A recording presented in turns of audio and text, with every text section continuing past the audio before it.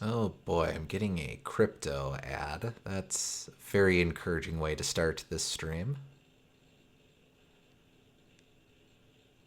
All right, I'm not even going to worry about that too much.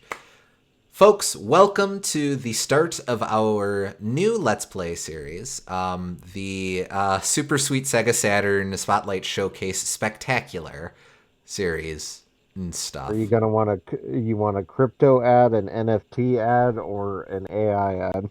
Pick your poison. Honestly, crypto. We were kind of in the descending hierarchy of personal want for me there.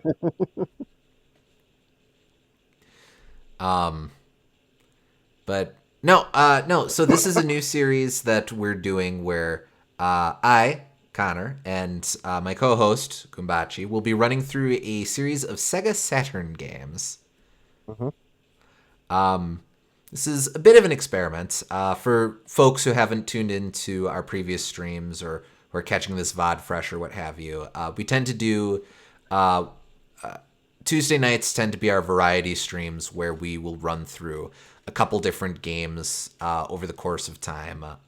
Just mostly variety in terms of we'll spend a few weeks playing this game, we'll spend a few weeks playing this game, that sort of thing.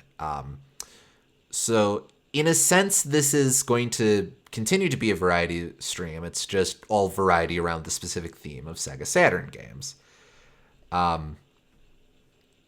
Gooms and I, our background is more Nintendo than Sega, so we've had some exposure to different eras of Sega stuff. But for both of us, the Saturn is a bit of a blind spot, and I kind of find that to be the case for people who are outside of big Sega fandoms and such, or who were around for it, like.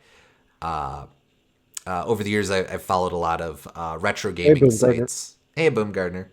Retro gaming sites of people who were gaming in the mid 90s, and so some of their favorite games are from that era. So that's a thing. But for someone like me who for whom the Saturn was before my time, it's very much a kind of this blank spot in the middle of the Sega history, especially since Sega doesn't really port a lot of their Saturn games. So there have been a lot of titles for that console that I've kind of been curious about to kind of get the cadence of, well, what was Sega doing in this time? Hey, Liam. Hey, Liam. But yeah, uh, the uh, the Saturn was there was all kinds of mismanagement, which led to the downfall of the Saturn in the West. But I think that kind of hindered it in Japan too, indirectly, because um, you can only coast off of the innovative new 3D graphics for so long, um, which is a great sell early on for things like Virtua Fighter, but um, as they don't really get the third party support um,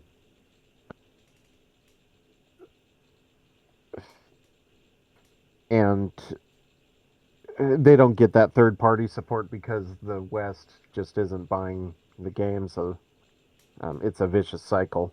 But um, basically, that impacted the Japanese market too because they weren't able to. There wasn't the support when it does well in both regions. Then it does well in that particular region. Like usually, you can't be supported by just one region with a video game because it's not financially viable. Is what I'm saying. It from the outside looking in, it's definitely interesting. Like you said, it's a very different experience based on which region you're looking at, but because it's an international business, it's thus impacted by the success of all regions, not just like domestically the Saturn kicked butt, but it needed more than the domestic sales in order for to help perpetuate Sega. Yeah, I just know because a similar thing happened to the PC Engine in Japan or the TurboGrafx. It Oh, did sure.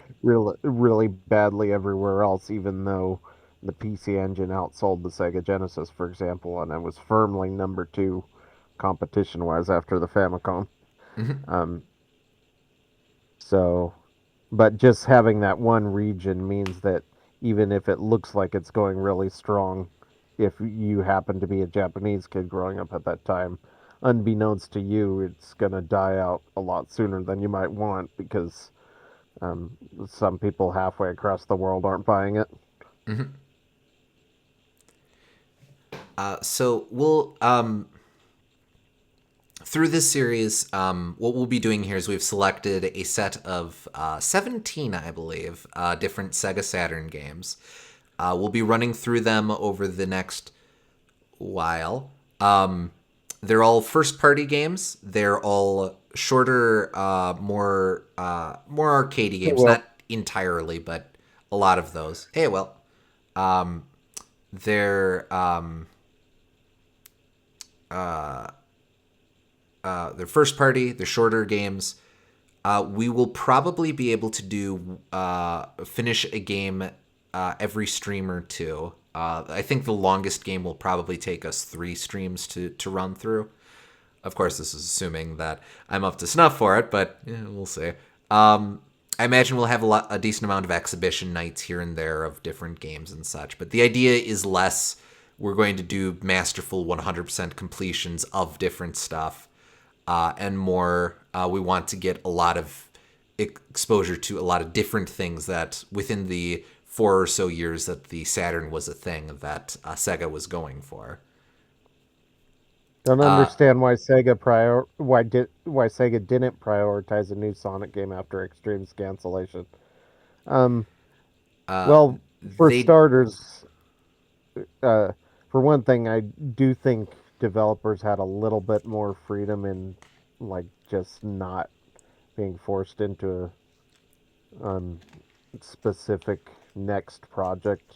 Uh, since there were much smaller development teams, they could just kind of move into a new idea a little bit easier, I feel. But also because they tried being so 3D with Extreme and it didn't work, so I can see how that would be demotivating and like maybe Sonic just doesn't work in 3D until Adventure came around. Anyway, there well there's definitely a lot to it. I think part of it as well is there was a prioritized Sonic game after Extreme's cancellation. It was Sonic Adventure. It just kind of took a while for one Sonic team at the time was running through a little game called Nights into Dreams. We'll get to that in a sec. And I believe they split dev focus between Adventure and Burning Rangers right after that. So they did get to it. Their priorities were just kind of elsewhere. And and maybe they thought Sonic 3D Blast would carry them enough. porting 3D Blast was definitely a move of desperation, but Yeah, it was what they had, and yeah, indeed Sonic R. yeah. But just so that we're not sitting too long in this intro stuff. Again, we'll be taking a look at the Sega Saturn's history overall. We will mostly be running through these games in chronological order. We're making an exception for these first couple streams. And we will actually be starting with Nights into Dreams, which was around the midpoint of the Saturn life cycle in 1996. Mostly because we want to play Christmas nights when it's actually relevant to play Christmas nights. Yeah. Though Yeah, I guess it was. I guess it was in the middle. I always just kind of assumed Knights was a launch title, but I guess not. you sort of forget that because Nights to me is the first game that I think of for the Saturn. It's like Yeah. back when I was, getting into gaming as a larger whole. The Saturn was always the Knights console, Uh-huh. or like for an extremely specific example, there's a blink and you'll miss it nod to the Sega Saturn in the Disney show Amphibia, where in the background a character owns a Sega Saturn, and there's a box of Nights into Dreams there. Obviously, futzed with a little bit for legality purposes, but like it Yeah. totally just that is the game that is associated with this console. And I think part of the mystique of it is people who know people's inroad to Sega history is Sonic history. People's familiarity with Sonic history is often the history of Sonic Team. For a while, Sonic Team did some things that weren't Sonic, and the first one of those was Nights into Dreams. So, therefore, Nights is the Saturn game. I don't know. I think to a certain extent also a big thing that hurt the Saturn was just that Sega's always been an exclusively arcadey kind of company, and that was acceptable for the Genesis, especially since the Genesis came out before the Super Nintendo, which started expanding about that past that. But when you're getting to things that have more full worlds on the N64 and the PS1, it starts to look a little bit hollow, I feel. To certain gamers, not that I don't love a lot of arcadey games like that, but you need to have multiple kinds of appeals. Um, and a lot of people will say, well, they had RPGs. In Um, fact, I had that up my sleeve. and I would agree with you, but back in the mid 90s, that's not going to appeal to anyone except Japan. So that wouldn't work either. You need like some kind of game that feels deep, but also isn't an RPG, which was why the PS1 and the um, N64 did so much better than it, I feel. Um, Well, although the the N64 kind of had PS1, the opposite problem of no RPGs. yeah, But but and the PS1 was even able to convince people to fight past the no RPG preconception and make it a real genre in the West.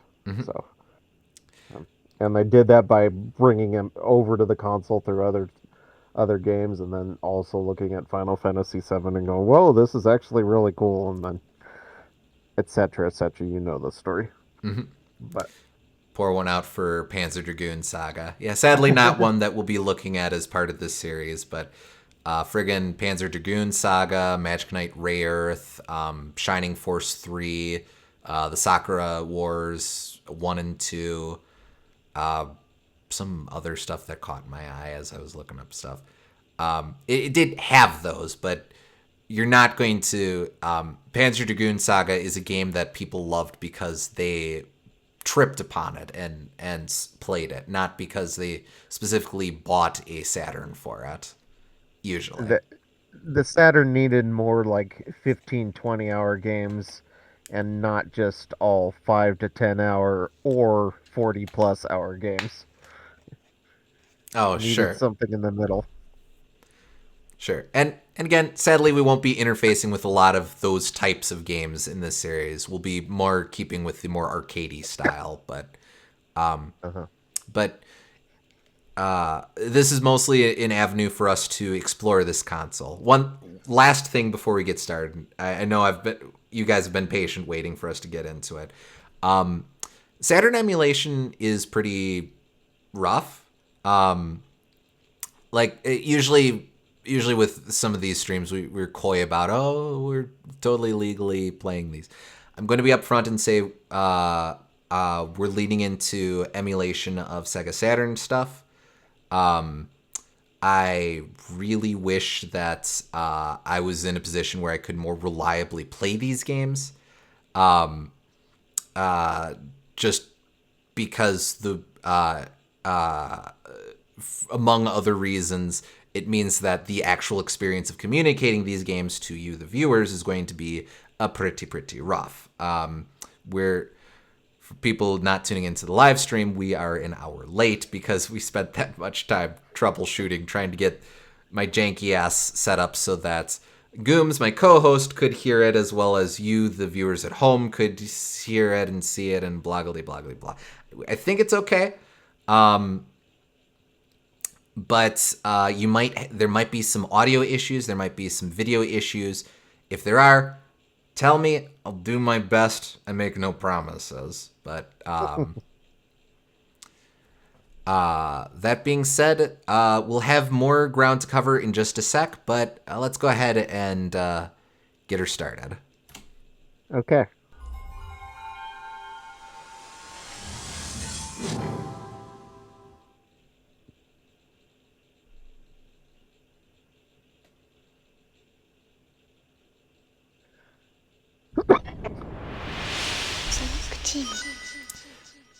Annoyingly, I've got an ad break on my laptop, so I can't even... It'll be about half a minute before I can confirm that the video is looking okay.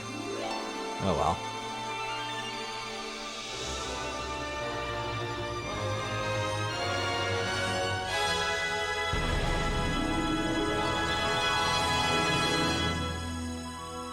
Looks fine? Alright, good.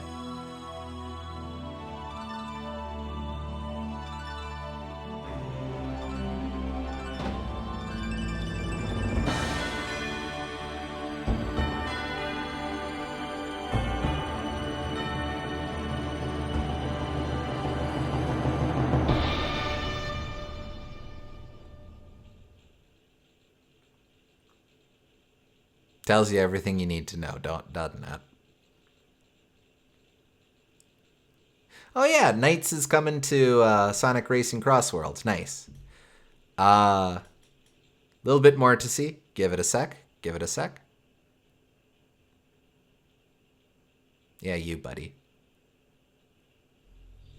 All right, here we go.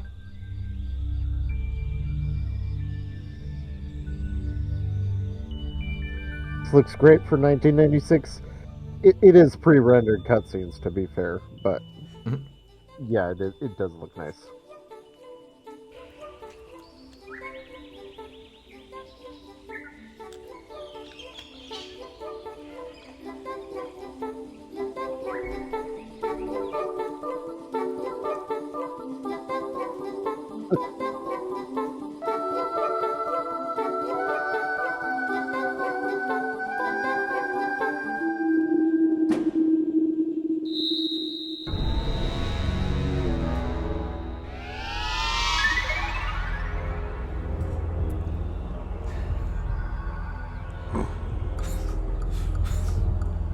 So this is like stage fright phobia. Is that the idea?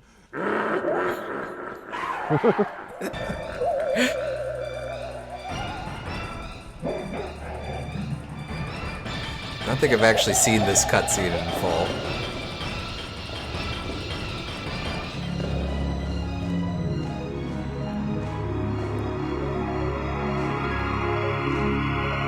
Definitely haven't. I probably didn't know it existed and just started the game.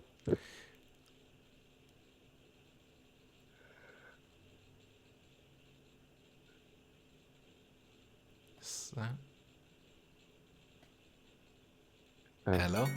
Oh, okay. Okay. Nope. Anytime. Nope. Okay. So... Yeah, so... A common thing we're going to be running into in this era... these cutscenes would have scared me as a child. I don't blame you.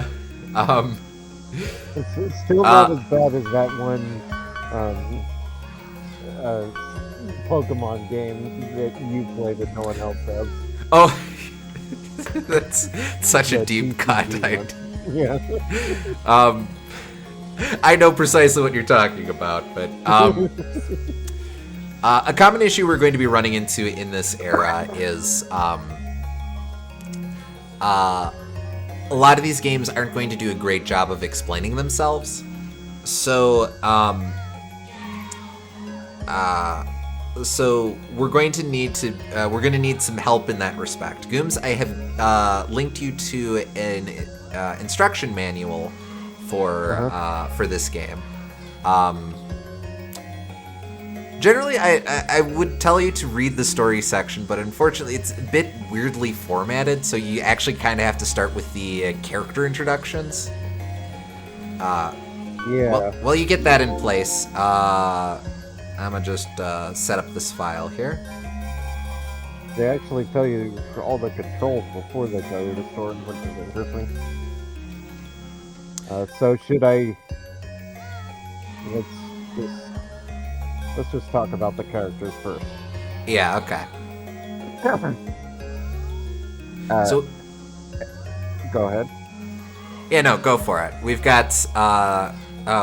we're focused around 2 kids and knights. So start with the kids. Okay. Elliot. Elliot is playing basketball with his classmates. Some of the older kids from school show up and challenge Elliot and his friends to a game. A teammate passes long to Elliot, who's just a few feet from the net, but the star player on the other team steals the ball. A long pass downs court, and a slam dunk finishes the day. Elliot walks back home. Oh, okay, that was kind of a mood killer at the end.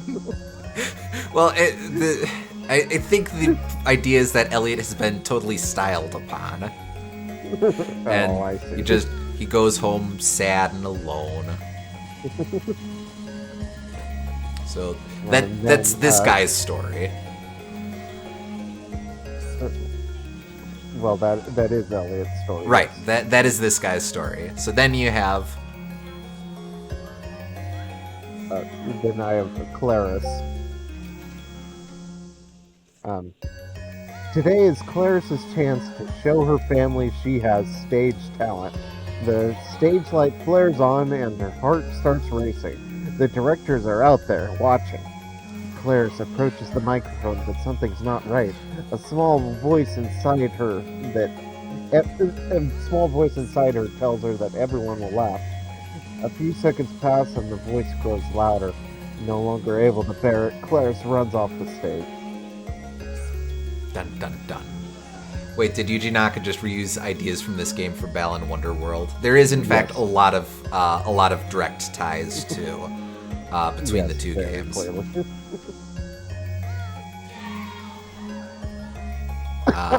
So that's Clarice. To my way of thinking, Clarice's issues are a lot more significant than Elliot's issues. Like, dude just was lost to a game of basketball. It happens, bro. To be fair, they're both like about shame and failing at the skill you want to prove that you excel at. That's true. As stupid as it sounds, I am getting vibes of Balan Wonderworld's opening. I don't think Balan Wonderworld has good. Balan Wonderworld has good vibes. That's the only thing it has. But I would not criticize it on vibes alone. It's just that it had nothing backing up the vibes. It's kind of a Mighty Number 9 situation where it's very obviously trying to invoke this or chasing this high of the creator's asterisk previous idea of this. So we've got Elliot, we've got Clarice, and then we have Knights, who I can't represent on this screen here. Yes. Knights. In their dreams, Elliot and Clarice have seen knights as being capable of flying freely through the sky and performing the trickiest of aerial acrobatics. But what is knights? A spirit? A memory? Whatever he, she, or it is, knights plays an important part in the upcoming battle with the evil wise man. Dun dun dun. But yeah, Knight's famously one of the first non-binary characters in video games. Um, Kind of clarified more after the fact, but like it is, like I said, outlined in there in the manual, just not maybe not as tactfully as it would be these days. the the main idea, and I don't think the story specifically gets into this, but the main idea is that Knights was designed to be was specifically designed as a the idea of a Jungian shadow, specifically manifesting as kind of a dream toolpot or a mental construct to assist or to assist an individual with working through specific hardships. In Knight's case, the idea is that this character can appear to anyone, and so they're genderless because they're not specifically associated with the anima or the animus, or specifically masculine or feminine personality traits. Knights can appear to help any person in need.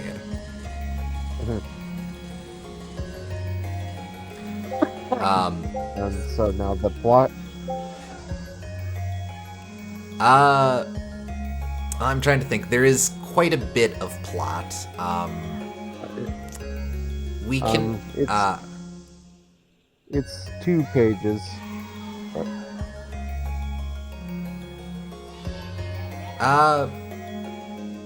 Sure. Let's go ahead and get started with the plot. Okay.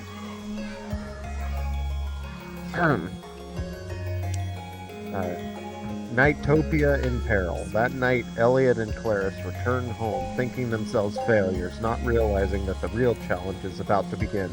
In the world of Nightopia, where our dreams are played out, the evil being is gaining tremendous power. He is Wise Man the Wicked, and through his creations, the Nightmare, he captures precious dream energy from humans. If he is not stopped, he will rise from the subconscious and enter our world. No power on earth will be able to stop him. As Wise Man's Nightmare start fulfilling his horrible plan, a Nightopian escapes from the dream world and begs the sleeping Elliot and Clarice to save the world from the evil being. Just a few moments ago, they felt like total failures, but now that the world needs their help, Elliot and Clarice feel for the first time in their lives courage growing within them. They accept the Nightopian's desperate request. The creature explains to them that they need to recover 4 types of dream energy from the Wise Man's idea capture, a group of large machine-like beings. The 4 energies are white, representing purity, green, wisdom, yellow, hope, and blue, intelligence. A Wise Man will attempt to steal Elliot and Clarice's dream energy and try to confuse them by placing them in strange dream worlds. These worlds are places developed from the depths of their minds. The 5th and rarest of the dream energies, bravery, red in color, is the only type of energy Wise Man and his henchmen cannot steal. It is said that the only one not yet under Wise Man's power is Knights, who appears as an aerial acrobat and is attracted to red dream energy. The Nightopian believes that Elliot and Clarice possess this rare energy, and thus Knights will come to their aid. The Nightopian warns that sooner or later, Wise Man will send the most powerful of his Nightmare and his henchmen after Clarice and Elliot. The 2 children will need the help of Knights every step of the way to thwart Wise Man's plans if they are to restore peace to Nightopia. So that's a lot of setup, but we kind of need a lot of setup because we're going to get into this and it's not going to explain a damn thing within the game.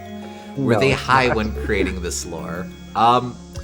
No, but they were doing a lot of studies into dreams at the time and dream imagery. We can get into we can discuss that a bit once we're in the levels themselves. It is very much out there, but there was actually a lot of attempted grounding in reality such as it is with the ideas that they were playing with here. First question, though. Do we start with Claris or do we start with Elliot? There are a total of 7, kind of 8 stages in this game. And we'll want to split about evenly between the 2 kids. So we'll want to, for the sake of things, we'll want to play as both of them, but we can either start with Claris's first stage or Elliot's first stage. So they have separate stages? Correct. Okay.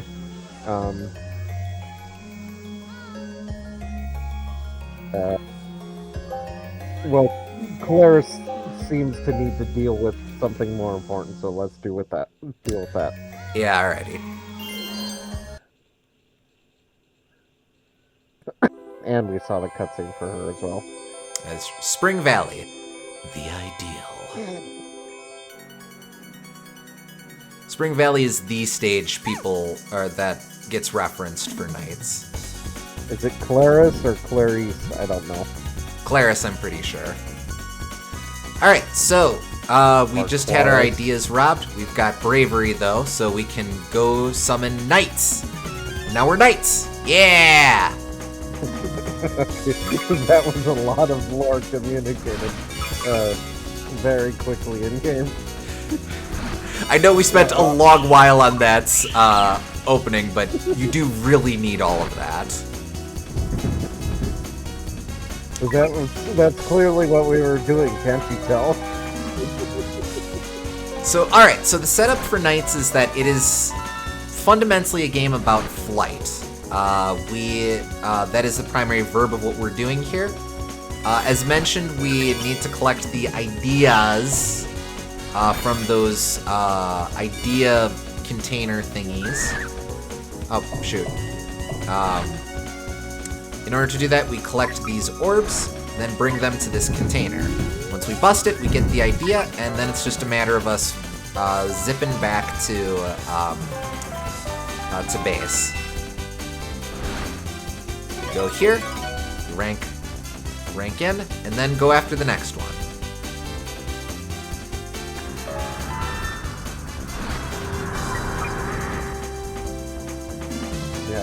The game explains none of this to you, so when I was playing, I kind of wasn't following it all, and that made me turn the game off. But I guess it's good to have that context a lot better. This is... So we'll be spending a decent amount of time with this game. This is a game that is... my take is that this is Sonic Team's one true art house game. They tried for something very deeply embedded in themes and symbolism and stuff like that.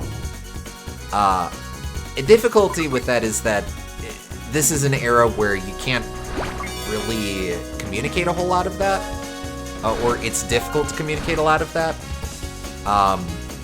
That doesn't make it bad or anything. It just means that this is one of those games where you really have to be able to get into a lot of what it's doing as a spectacle piece or as a piece, again, embedded deep in its own theming.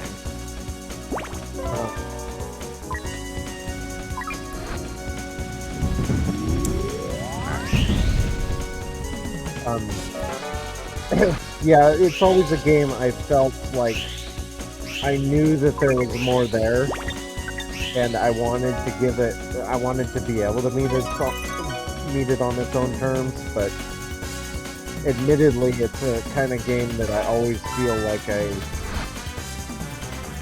am not in the mood for parsing the abstract language of what it's trying to communicate. It's like, I feel like if I was in the right mood for this game, it could really hit. I just don't know if I am very frequently in that mood. If that makes sense. I getcha. Alright, it's gone for a few minutes. What the hell is going on? Oh, you left at the worst possible time. Oh, but we just explained everything.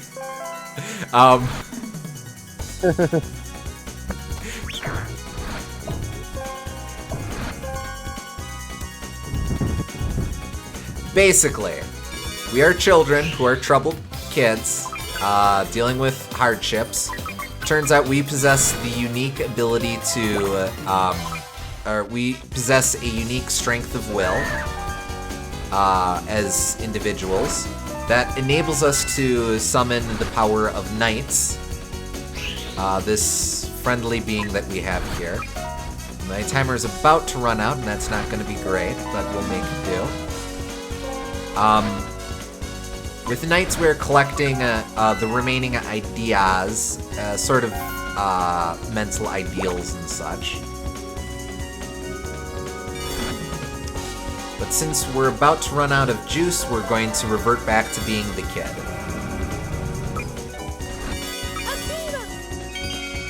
Alright, so that sucks, but the main thing is that we really, really, really do not want to wake up.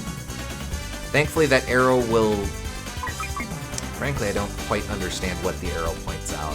I think, but if that hits us, then our time is up, and we wake up, and we really don't want that, so I'm going to follow the arrow and hope it brings me back to where NiGHTS is. Oh, but since this is a dream world, and it's currently being possessed by nightmares and such, the dream world will be a dick and get in our way as we try to summon knights. You know, Sega really should sue Sega for unauthorized use of the Crazy Taxi arrow.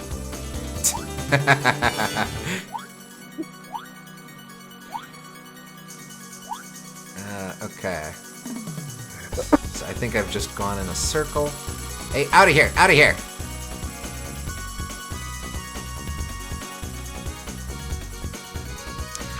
So, one thing I might as well point out while we're schlubbing it... Ah! No! No, no, no, no, no! Ah! Too late. So, where were you trying to get? Well, just as a little hint, Clarice can also retrieve idea by herself. Maybe it is supposed to be Clarice. I don't know.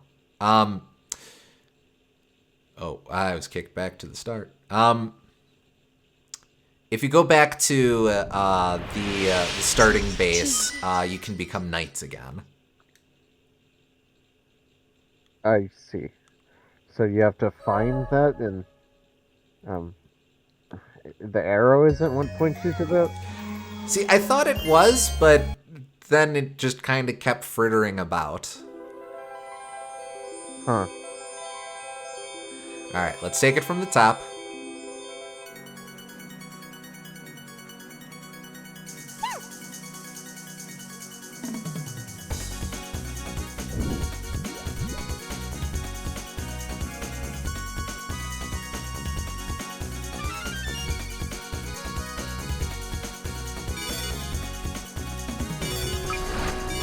You're absolutely right, though, Will. It would not surprise me in the least to find out that if Sonic's tracing ability in Frontiers isn't somehow tied to what NiGHTS is doing here. Would not surprise me. This is always like, it's the game that the people within Sonic's team not necessarily want to be making, but the like personal attachment kind of game.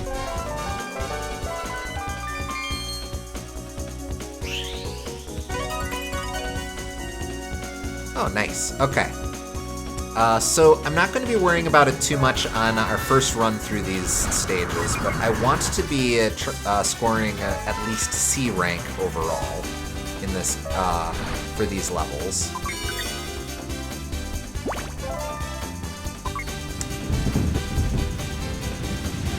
By the way, as we're go ahead.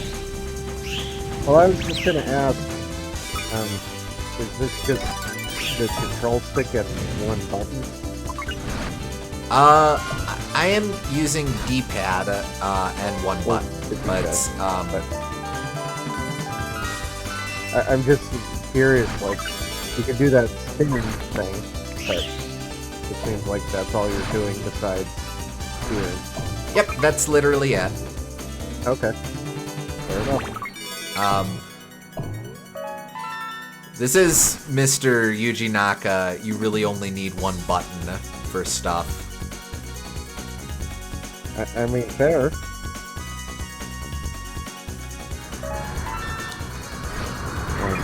Been taking a little too long.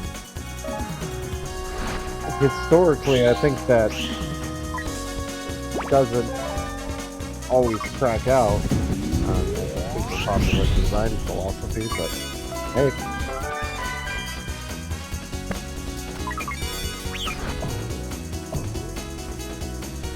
I will say, this is a game that has a steep learning curve, but there is something really fluid to moving around as knights.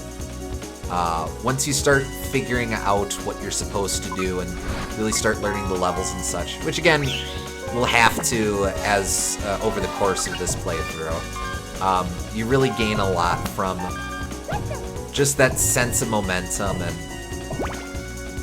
and seeing how knights moves and such. Yep.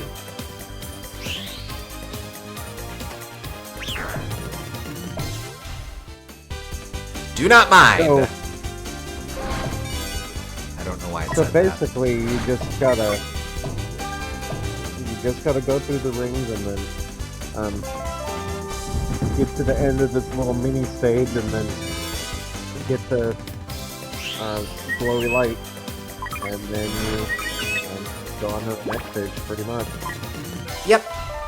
There are 4 stages within each level, and a boss. Huh. I don't know why, but I always just kind of assume there's more to this game than just that. Nope. It is a very simple game. Like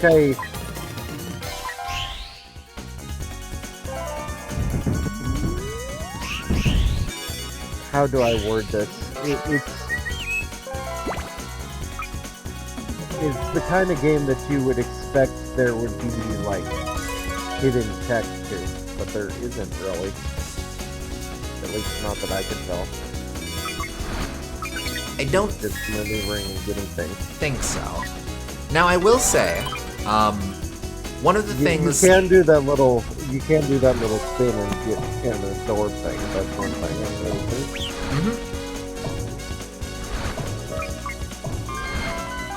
The game is also rewarding me for hitting bigger loops. Particularly when I combine it with the power-up there. Now, one thing that is a subtlety to this game is, do you see those little fairy dudes that we sometimes pass by? Not the enemies, just little guys wandering around the world.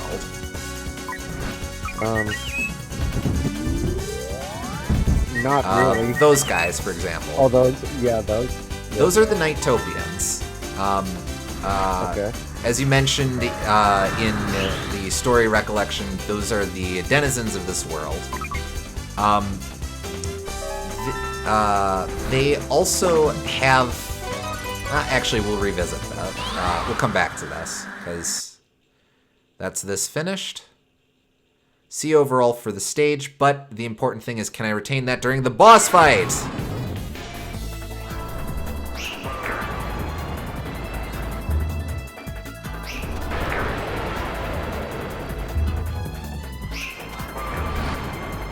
It's not in this especially difficult boss fight.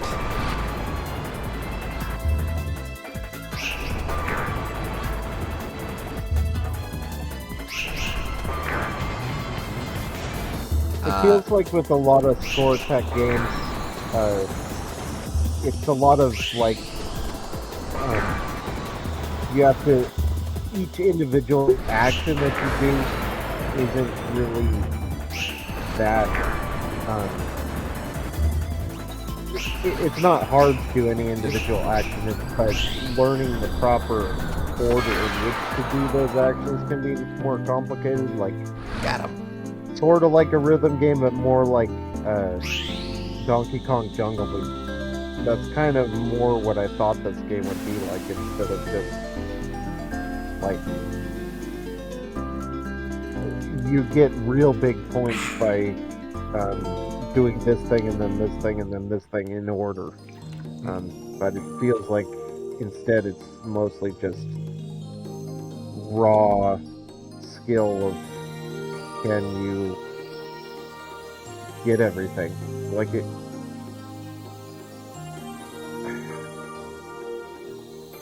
When you get to a very high level, what's going to be the difference between a good player and like a top player, I guess?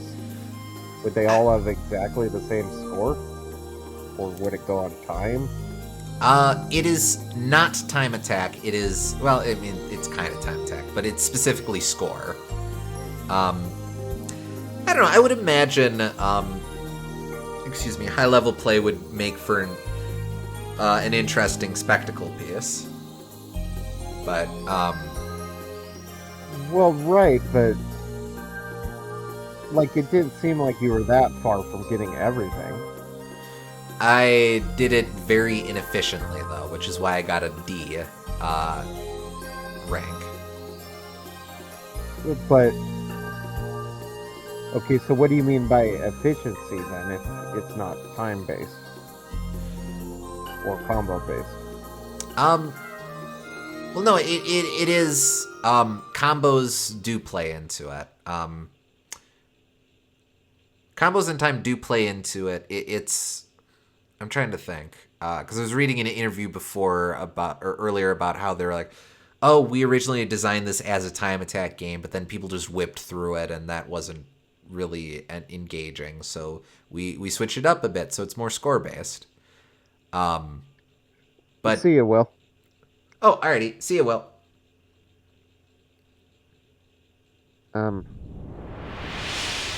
Okay, yeah, it's more score based, so does this game have like score multipliers, I'm asking, or is it just all points that you get? Well, we got a multiplier at the end there. I'm not sure what that meant, but we did. Listen to how I'm trying to explain this game. I'm defending it. Like, no, man, we totally got a score multiplier. Alright, here. Well, let's check out Elliot's first stage. I guess I just don't know the difference between... I don't know what you're shooting for besides getting all of the things in order to get a good score in this game.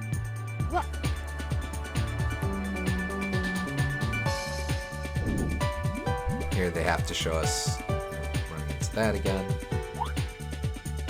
And if there's no time in it, what's stopping you from just like going back and collecting the things that you missed?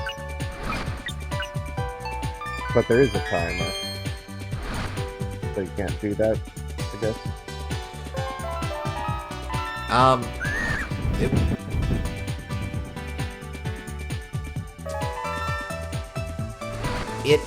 Okay, so like, you see that I'm getting a link scores here and there for each time I hit a ring or one of the... Okay, so it does have a combo meter. It's just, and you try to get all of those links, and you get those by getting things quickly in succession with each other. Mm-hmm. Okay, that makes more sense. Yes.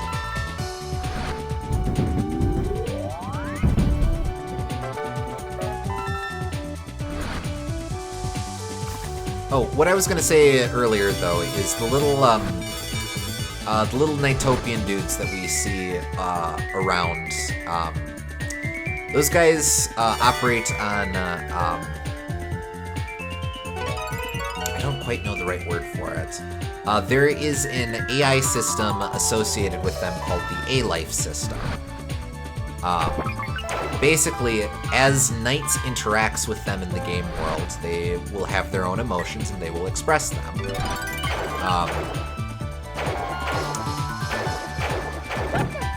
Excuse me. If you're not, if you're careless and accidentally do a loop next to them, they will get damaged and then they'll be upset. Sometimes they'll just bop around. Sometimes they'll find other Nightopians and play with them. Sometimes they'll cheer on Knights, particularly if you're doing really well. They react to what the player is doing. The A-Life system is notable because it is the precursor to the Chao Garden system. Chao use a modified version of A-Life to define their own behavior and personality and such. But in the case of the Nightopians, it is completely auxiliary and to the side of everything. Like it's this entire virtual. It's not really virtual pet because you don't interact with them in the same way. They just are NPCs in this world that you can interact. You don't directly interact with them. They're NPCs in this world that.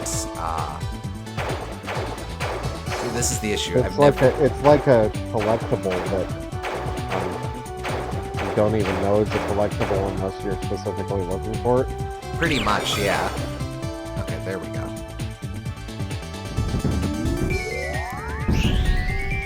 Sort of one of the things that doesn't really do anything except show up,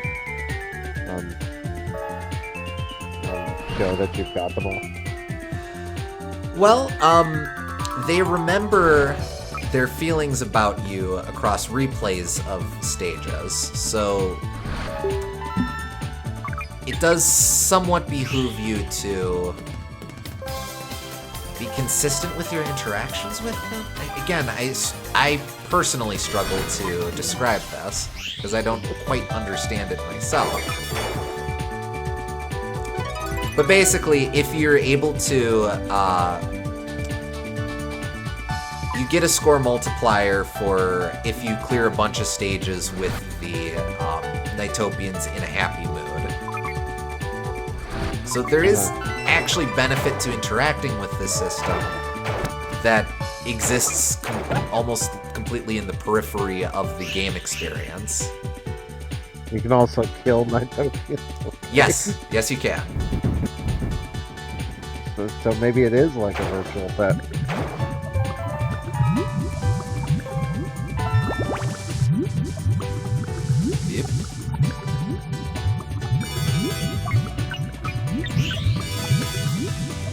Looking to see if these Nightopians even in the manual.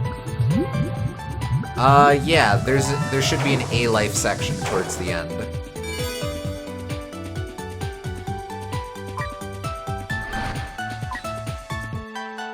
Oh yeah, that's the other thing with loops. We move largely on a fixed 2D plane, but loops interact with things in 3 dimensions. So sometimes if your track misses a sphere, you can still catch it with a loop.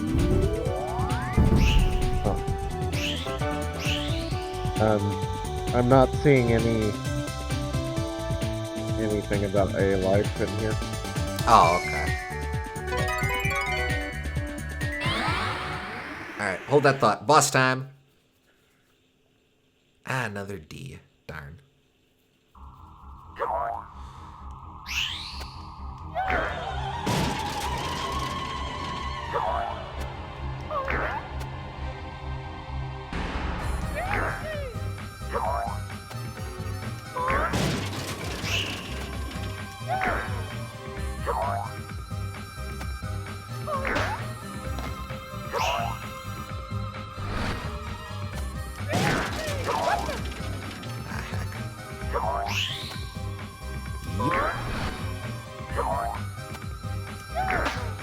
So what we're trying to do here is we're trying to knock her through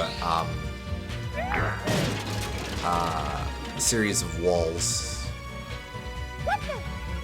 That sounds super obvious, but again, the game doesn't really explain that. So you just kind of have to figure it out by going, get her, get her, get her, get her, get her. Oh, and we got her. Done.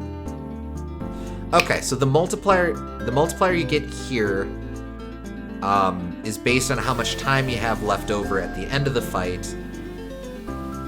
You gain more time for the fight depending on how well you do in the rest of the stage. I think it's your score going into the boss fight.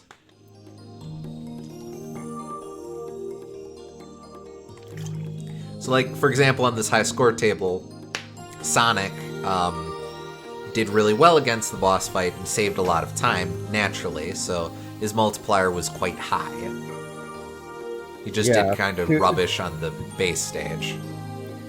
They all did impressively bad on the base stage. Like it's almost like they're going for a minimum score run or something.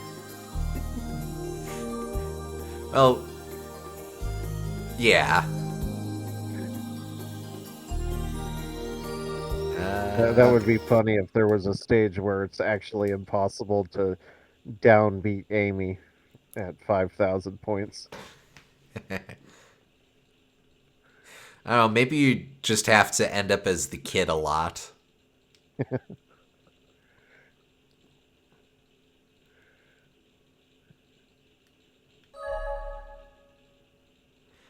did forget that it kicks you to the start screen every time.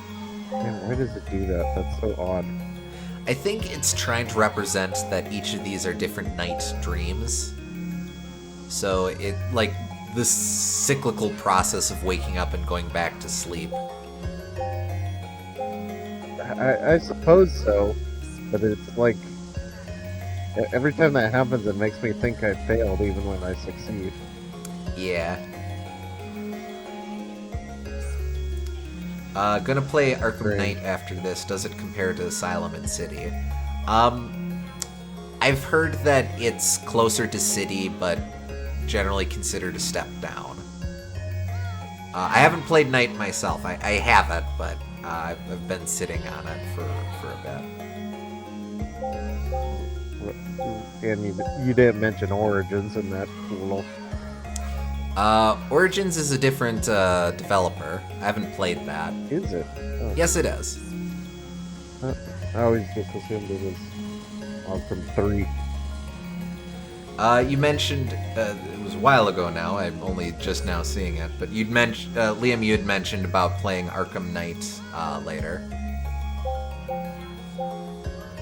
I guess I'm just gonna alternate between the kids for a bit. Yep.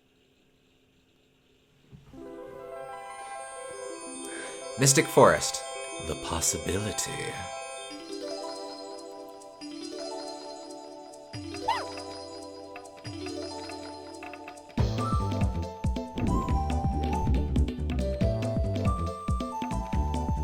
Sorry, I had to relog into the stream. That's okay. No worries. It's weird, too, getting hit as your first time in every action. It kind of starts you off on the idea that you're failing immediately. It's very counter to, like,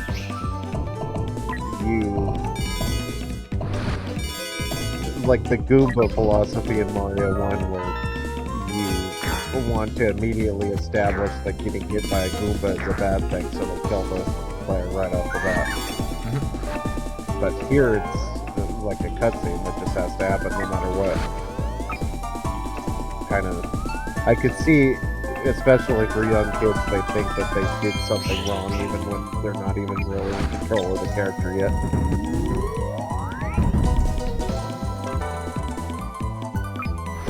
Especially since it's all in an engine and not a cutscene.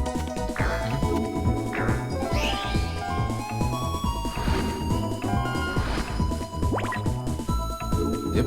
Oh, hello. Yep. There we go.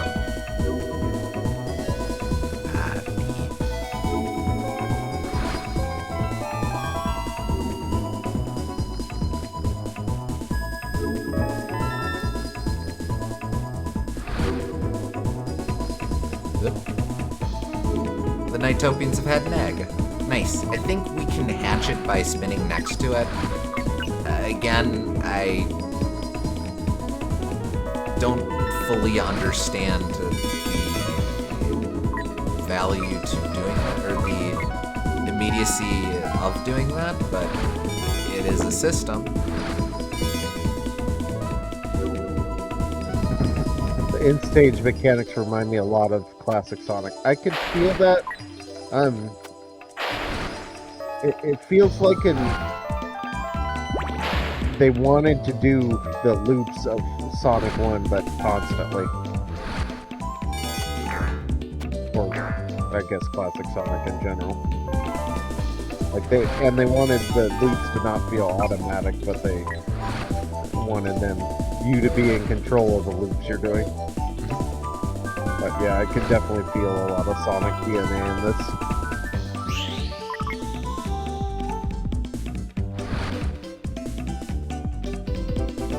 Yep. Hello. Work with me. There we go. I'm gonna be stuck as the kid in a sec. Well, let's at least... There we go.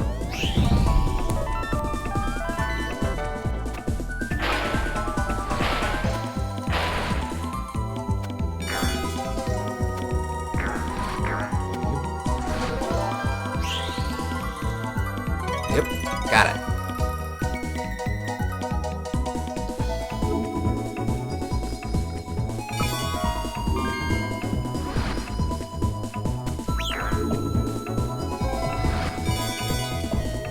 So it's like,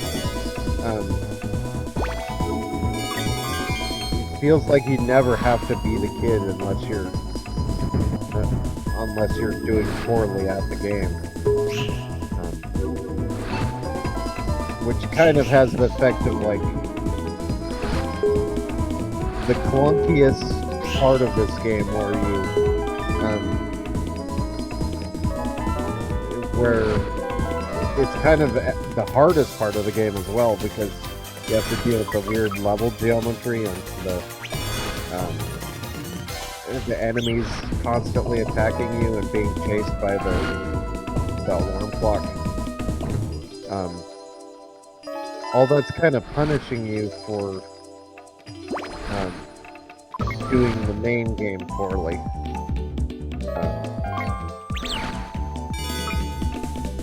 But if you were to just be good at the game, you wouldn't even see that entire part of the game, which is... I'm not sure how I feel. That feels very Sonic in a way I'm not too fond of either. Kind of reminds me of like you do bad at the top path and then you get forced into the slow and weirdly harder bottom path. If that makes sense. Oh, have to be careful with those spikety circles. They will hurt if we're slow.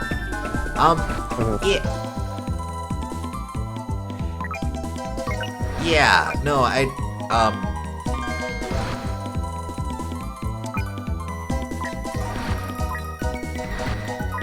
so the dirty rotten secret is I mentioned I did a lot of I've been looking into a lot of things for this game in preparation for the stream. Part of why I did that is because this is a game that I don't really understand. Yeah. Like, I understand the theming and the intentionality behind it. But I think at times there are a lot of extremely important ideas or extremely big ideas that the game wants to be communicating that I can't really reconcile. And a lot of that is how the... And now it's changing camera angle. How do you control this? Oh, that's automatic. I didn't do that. You just come to certain parts. I know, but you had to go down. Like right there. How do you go down? You don't. That's not how you proceed. Oh. I'm just lost. There we go. Oh, okay. I mean, I don't understand the game, but I do understand I am bad at the game. Let us put it like that. Well, to be fair, I didn't realize that there was one of those things you had to kill either. I thought you were just not finding the path forward.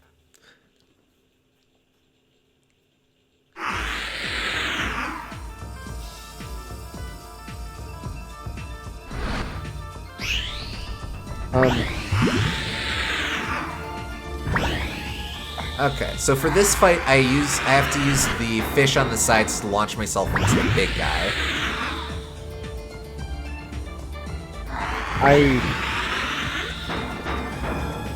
I like what this game is doing. See, I want to teach that the problem is that it has all these big ideas and everything, because I think that it does the ideas pretty well, and it would be really good as like a short film, but I also just don't really see how that... I just don't necessarily get a lot of these concepts as a video game, or how they play into the story. Well, don't worry about it, I got him. It's fine. Big explosion.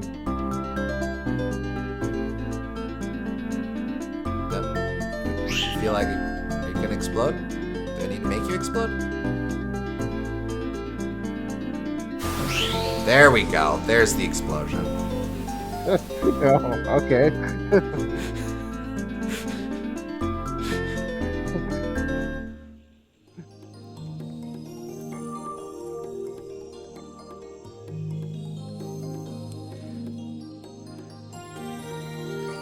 I think what it does want to be communicating is within this world of dreams, we're playing as these two kids who are sad sacks in real life and stuff, but because they have strength of will, they can access knights, and knights is cool to play as because they can fly around and go whoosh, boosh, boosh, and all that.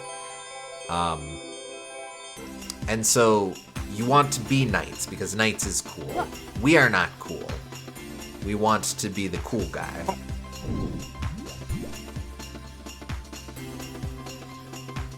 And the cool guys, because again he is a shadow, or they're a shadow,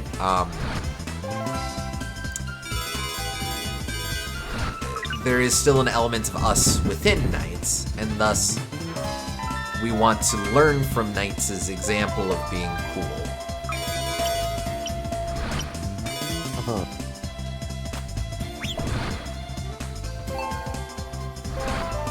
So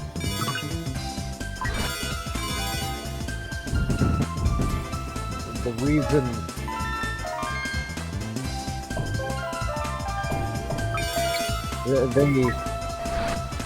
I get that they're trying to make you feel really bad so that you can act as a comparison point to how good knights feel. I get that, but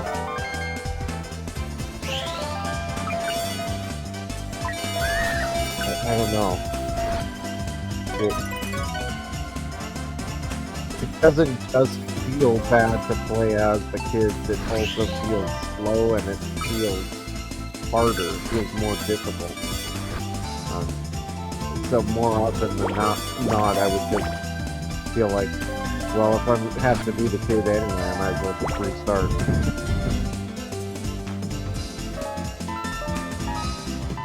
It takes so long to get back to being knights.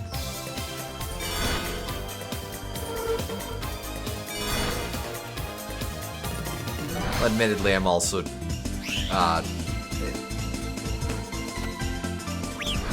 if you're going to be the kid, or if you're close to becoming the kid again, the play is to try and line it up so that you're not the kid for too long.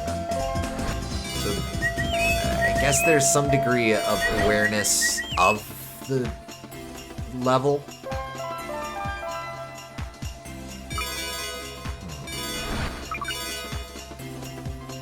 Nights into Dreams insists upon itself, but Nights itself doesn't feel super interesting as a character, but the game wants me to care about kids. But Nights is fun, but the kids aren't.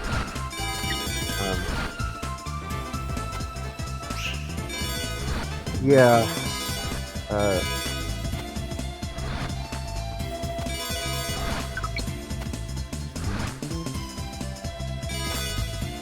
Are we supposed to be caring about the plot of the kids, or them being distracted by Nights doing all the cool things? Oh, crap, I'm about to become the kids again. Is Do it not just mind. like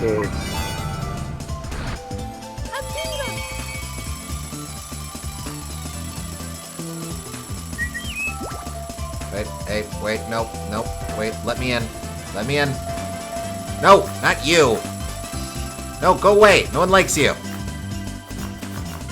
Heck.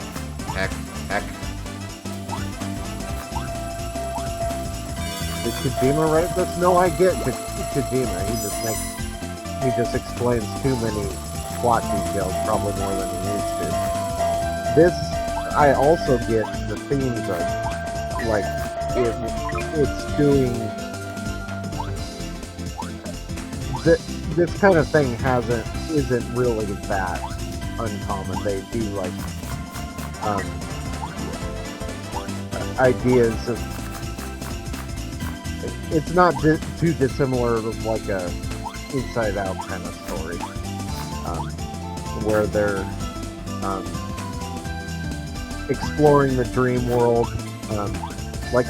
Weirdly, a lot of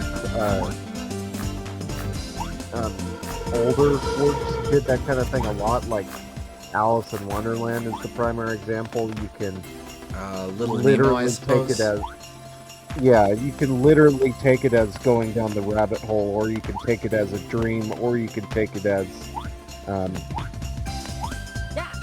Alice trying to grapple with the importance of reality and in some interpretations of that, if we should have a grasp on our own sanity or not. What I'm trying to say is that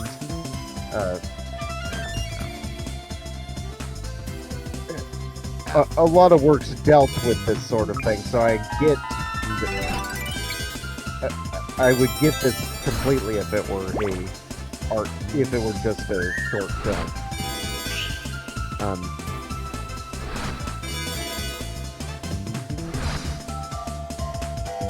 I just don't know if applying that to a video game really works, because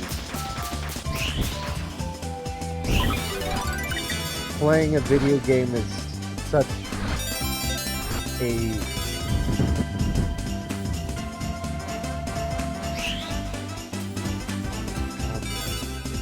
it's like it wants us to view the kids as a third-party character, like we're supposed to be invested in their plot, but kind of pity them. But at the same time, it wants us to... It views Knights as a first-person character, like we want to embody Knights and be strong like Knights and do all these cool things. So it creates this weird disconnect where I don't know if it's about me playing the game as like in a first-person power fantasy kind of way, or if it's trying to be invested in their narrative. It's confusing.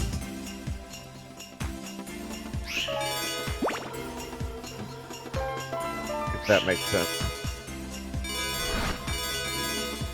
I think I get you. I honestly don't know how to respond, or I can't give an answer. Anyway, we're a sled now.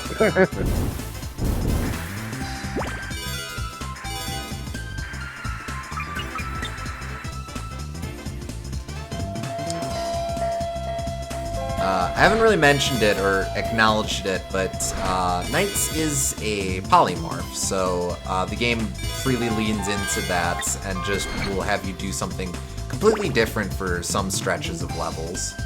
Feels like that shows up more in Elliot's stages.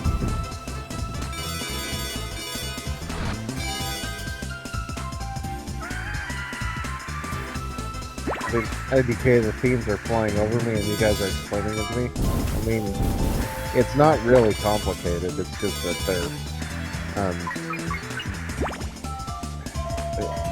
they're trying to overcome their own insecurities through dreams, basically. And also there's an evil wizard. It's the kind of thing that you could think is complicated if you just don't think about themes commonly at all.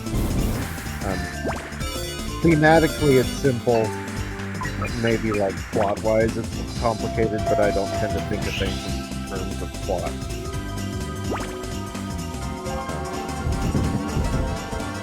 So basically this is just a bunch of nonsense happening in order to show the idea of them overcoming their insecurities, metaphorically. But Man. I don't know if there's a whole lot of substance, like moment to moment, like does this specific boss represent something in their psyche?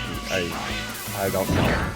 I doubt anyone knows. Represents angry cats with rocket mice. Yeah.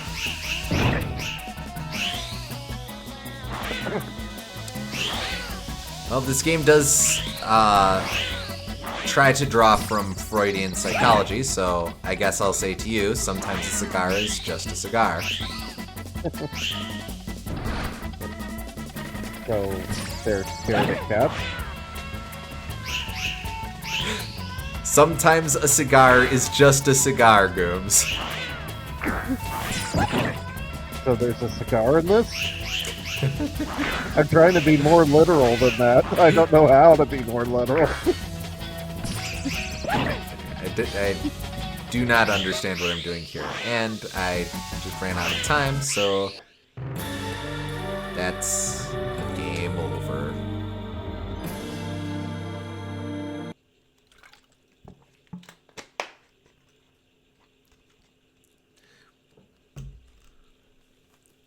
Break platforms first with a drill dash. Okay. And I can scratch them. That's good to know. I appreciate the heads up. Define platform. I guess it's a similar concept to why I had an issue with Inside Out as a movie, because I don't know where just doing random nonsense to fill time starts and actually metaphorically representing something ends. Like, is this game just entirely do whatever and it doesn't matter, except for the broad strokes of the theme?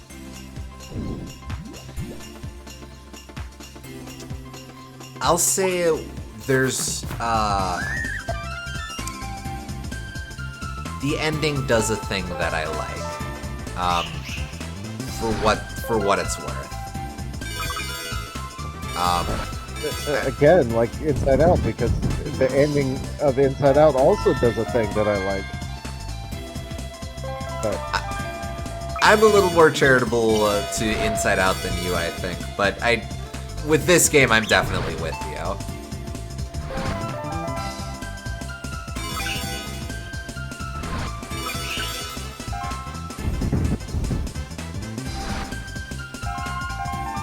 I don't know if these kinds of games or pieces of media are all about, like, it exists to do a thing, to make a statement about psychology, which is cool and easy to agree with, and I could understand why it's important enough to make a piece of art about that message, but like, also why does it have to be a full project to say what's a simple idea, and have most of the project not even communicate that idea? Not to mention, this was supposed to be the big system seller for the Saturn.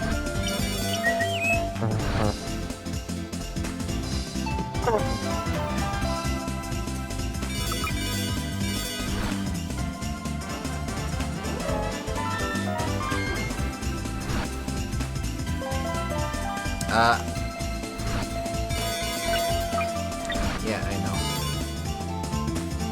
know. I don't even want to sound like I'm down on it, because like this is the exact kind of game I could see myself really getting into, just because it's artsy and it has simple mechanics and it rewards mastery and everything. It's just, I feel like I want to understand how it all gels together, but I don't know if I'm there. I know I'm not doing a good job at it, but I also don't know how to do a good job at it explaining what the game is going for. Yeah.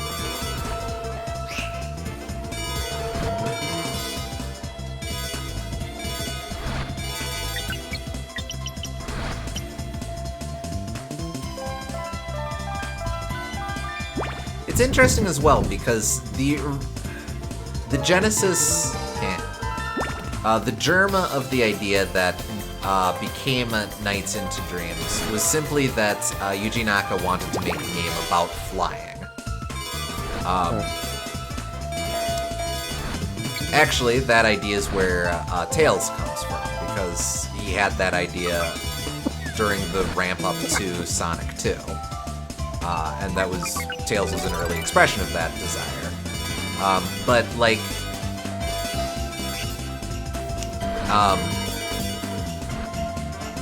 what am I trying to say? The whole dreaming aspect, the dream theming to the game wasn't the original creative desire to the game. It became the creative desire, but it wasn't why this type of game existed. This game originally just was a, well, I want to fly. What is a way we can achieve flight? After kicking around a couple ideas, well, you know, dreams. People can fly in dreams.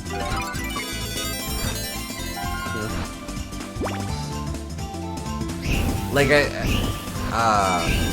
some of the interviews I was reading earlier, apparently they originally started with the idea of maybe it's about getting to the end of a rainbow, and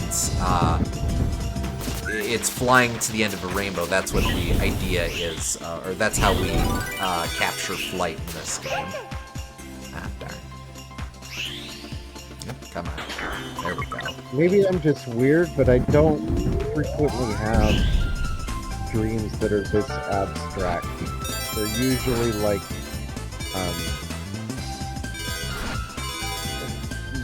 I'm usually trying to do something identifiable in them, and the steps, the logic of how they flow from one thing to another often doesn't make sense in retrospect. But it's not usually like I have no idea what's going on at all. I mean, yeah, there's a lot of surreality to my dreams, but I can't think of any time I've had something truly unmoored from reality. Like I feel like I would be able to describe most of my dreams after the fact, and do a run by a shot-for-shot kind of replay of what happened in my dream to someone. In this, it's just kind of like, yeah, it was white and snowy, and I did a lot of flying and went through some rings and killed an alien thing and got stars, and yeah, I did that all a bunch. Came a sled for a while, that was fun. it just seems like I don't know if I would.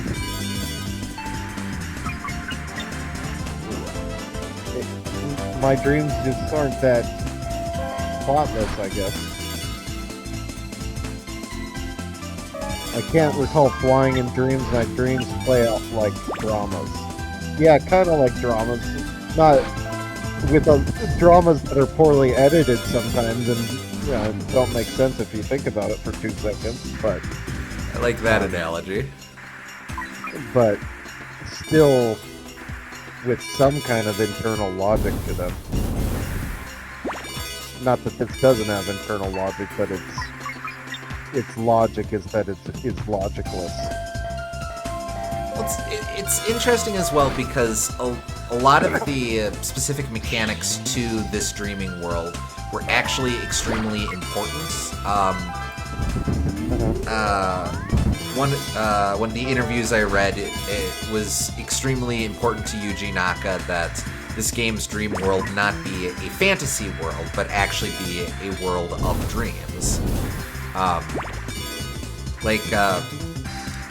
Character designer and world designer Naoto Oshima originally did more of a fantastic world, but it had to be more something derivative of the types of dreams that like Yuji Naka or everyone else experiences and stuff. Now, again, what that means, I don't fully understand. I can't fully describe, but yeah, I don't know. I don't know if I really.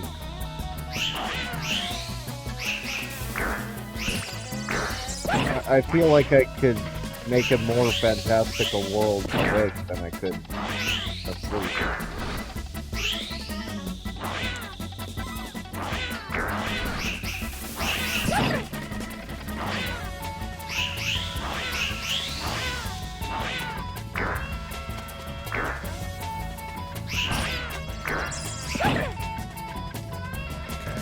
Do your dreams inspire your work, Michelle?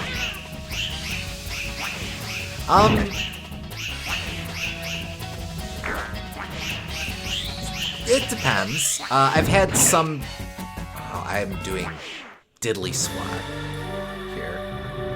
I think maybe I just need to keep attacking the mice, but I don't really. And sometimes, with the most of the novel work that I'm doing right now isn't, but I've occasionally had a particularly out there dream that has kind of landed in my head as something that I someday want to write.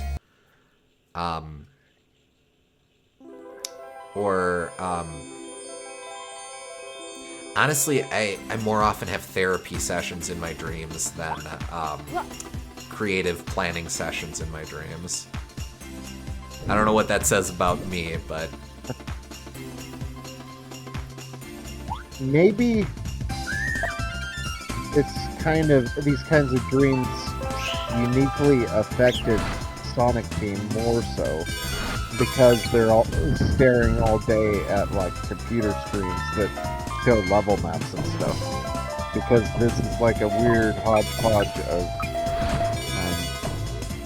of like level archetypes in broad strokes of cold and assorted assets and trying to get them to flow together smoothly so it's fun to the players. That seems like a kind of thing that Yuji Naka would be thinking about a lot, but I don't know if that's a common experience for most people in order to transfer that to dreams.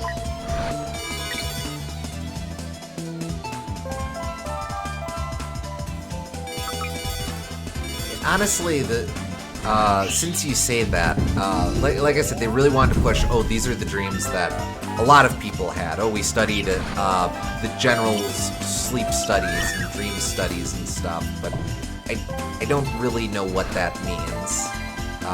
Yeah. I also think part of it is Yuji Naka was and always will be a salesman. first and foremost, where he, Oh yeah, he's where he- definitely hyping this game up for sure. at the same time, one of the things I read is, so like,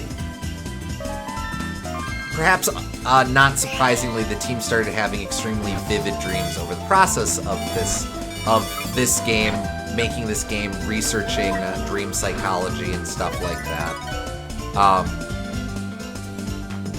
And one of the things that came out of it was that one of the guys, I forget his first name, but he's, I think he's the current director of Sonic Team, or at least he was for the for like Heroes and stuff. He was the director of that. Something Izuki. He got really into trying to interpret dreams. So Yuji Naka learned of this, and apparently every morning when he came into work, the first thing he would do is send Izuki a big old email going, "Hey, I dreamed this last night. What does this mean?" Which, I mean, there are ways to interpret that. It's neat that he's getting really into this, but also it's rather confronting if you're an employee and suddenly it's extremely important to your boss that you interpret his dreams every day. That is kind of interesting. Maybe that's the inroad to me appreciating this game now, is that look at it less like a study of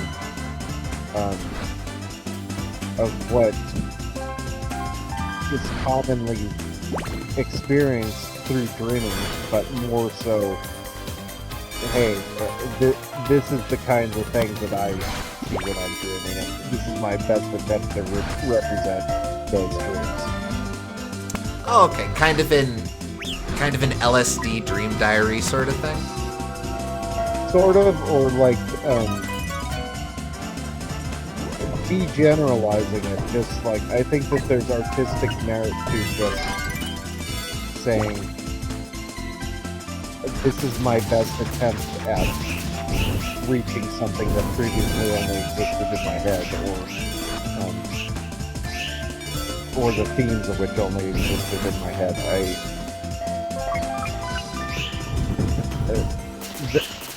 Thinking through that lens makes the product seem a lot more humble, I guess, if that's what they're kind of doing, instead of just saying, like, this can teach you about the concept of dreaming. Okay. Because I think dreams are so poorly understood in the first place that even the people that quote-unquote know the most about them still know very little about them. It's hard to assign meaning to them. It's hard to... We know generally that they kind of... if you're thinking about something a lot, it's more likely to show up in your dreams. But other than that, it's hard to make broad, sweeping claims. So if this game is more like, this is my attempt to reach the unreachable kind of idea, that I can respect a little more, maybe.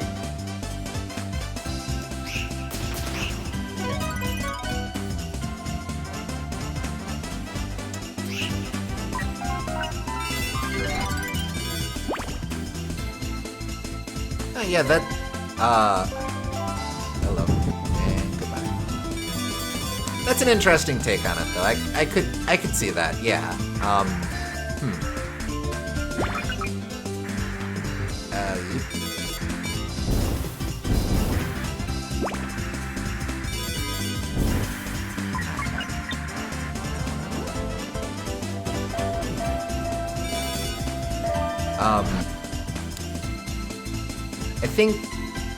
I guess the way to kind of,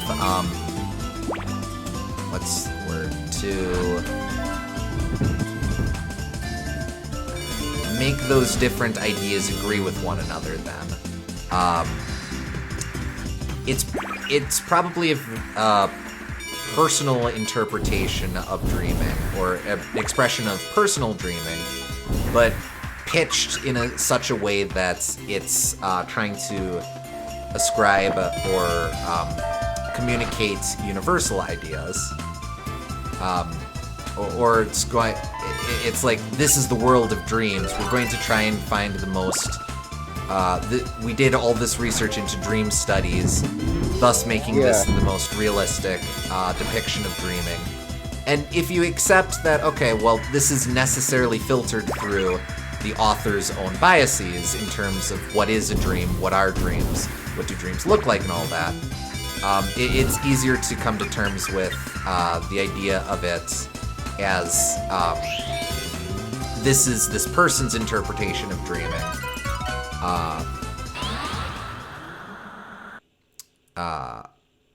We're filtering this universal idea through a very individual lens.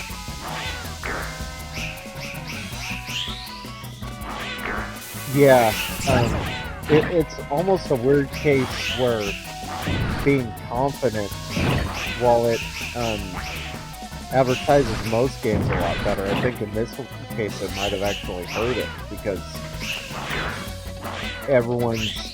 if you're too confident with this game, everyone's just able to kind of see your BS and go, you don't know about these goddamn dream studies, and telling the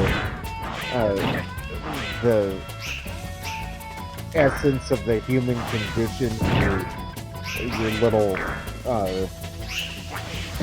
little swimming through the air colorful game. Like, it's asking a lot of Oh, got him. Finally.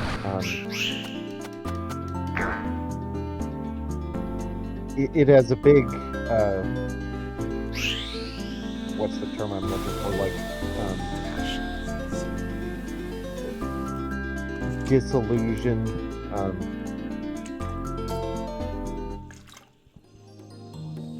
like you have to make a bigger leap of logic to accept that, than just accept it as, I'm just making what I see. Because if anything, what this game reminds me of is like looking at a tile map, just all of the discordant assets from video games that you see by working in level editors, and you spend hours and hours looking at this vague biome of this map that you're editing in. And I could see how that could dramatically inject itself into your dreams. But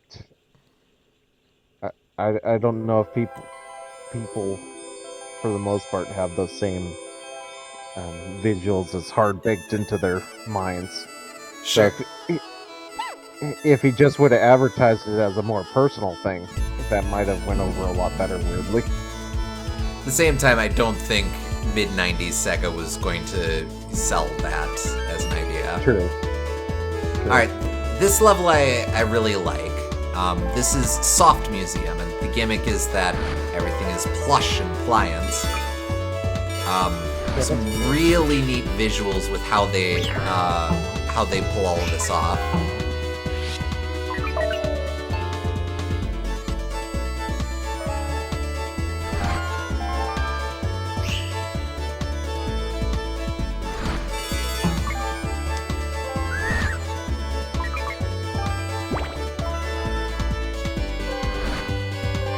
It's almost like you can't even run into the ground at all. Indeed.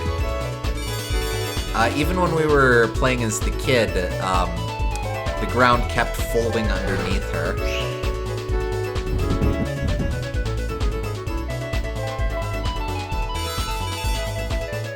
This was the one in Sonic Transforms as well, wasn't it? Oh, I'm trying to remember. Usually, if something gets referenced from this game, it's Spring Valley, but it might have been a bit of this one. I think it looked a lot more like this game. I think it was a lot more similar. But you're right. That other one is more "quote unquote" iconic. I see that reference in other stuff a lot. But the distinct visuals of this one, I remember. Transformers.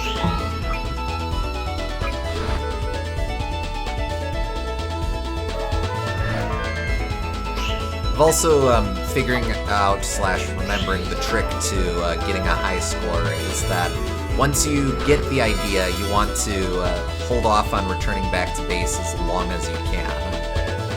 So you get the idea right away, then you fritter around a couple loops before you return back. Okay, so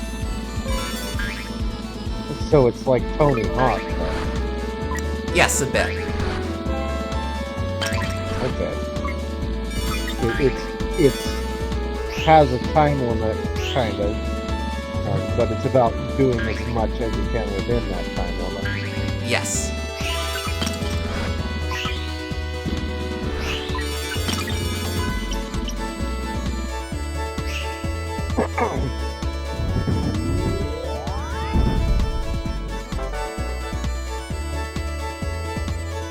I really like the visual of the doors folding away.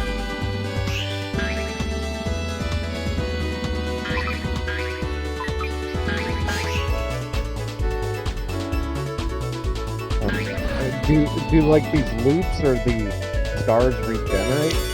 On every loop, they do, yes. Or every, Okay. I guess, circuit, I'll say.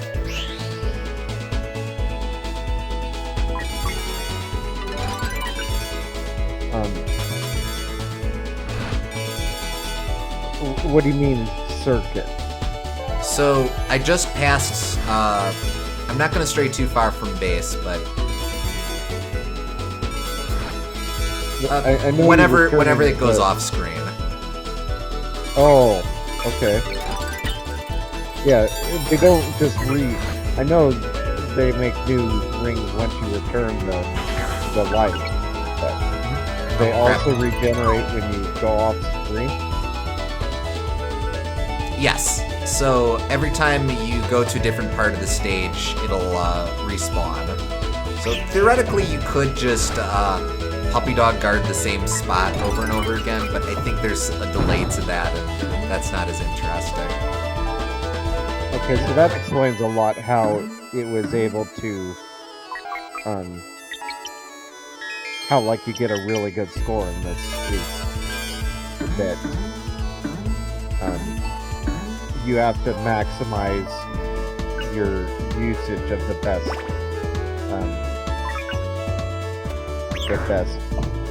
groups of rings altogether. Yes. Again, like kind of like Tony Hawk, you have to maximize your usage of the best scoring objects on the obstacle course. Kind of similar sort of idea going on here, I think. Gotta hustle.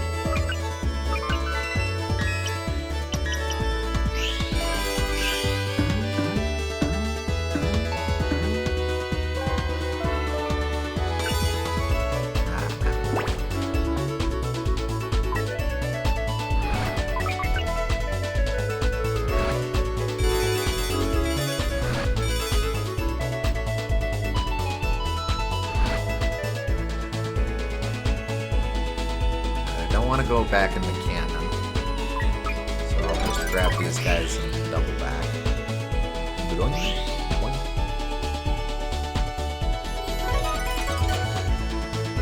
Nice. And I'm noticing you're getting better scores as well. Yep. Better getting back into it.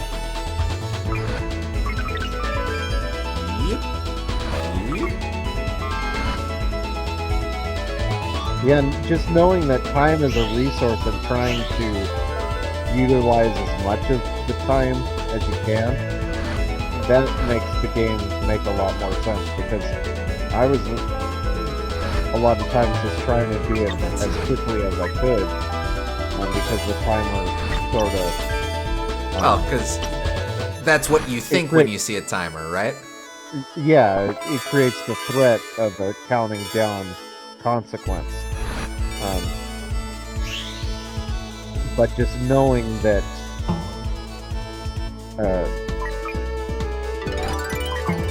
you can use that time to better increase your score, that makes the ideas flow a lot more to me. Another thing that this game doesn't communicate whatsoever, but indeed. Also, not yeah, sure. we can see your messages, Liam. Yeah, this is probably a realistic depiction of dreams of Japanese games, and yeah, I kind of feel that. But I'm starting if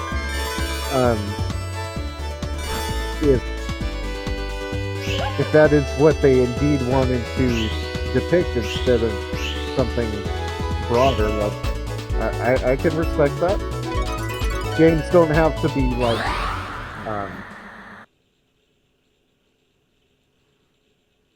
sometimes saying something small and humble can be just as good as saying something big and universal.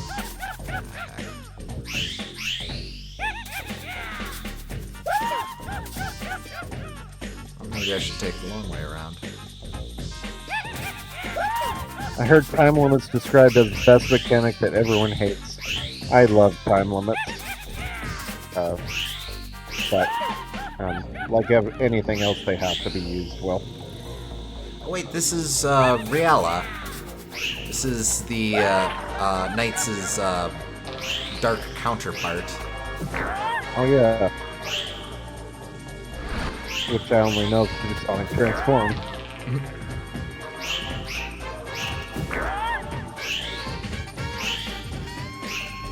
Nope, come on. Ah, man.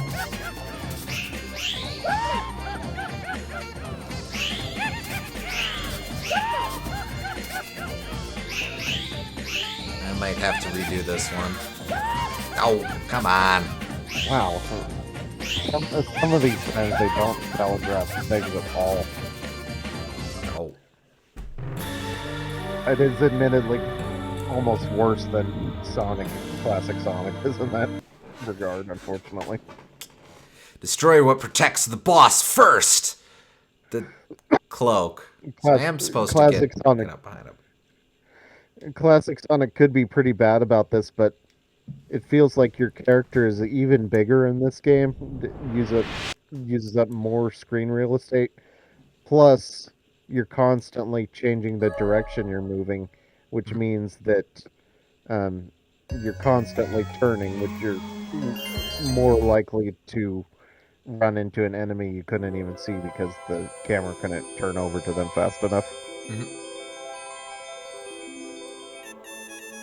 Why don't they look more like knights? It's the cloak that's kind of throwing it off. If you look at the Riala's horns and stuff, you can kind of see the resemblance.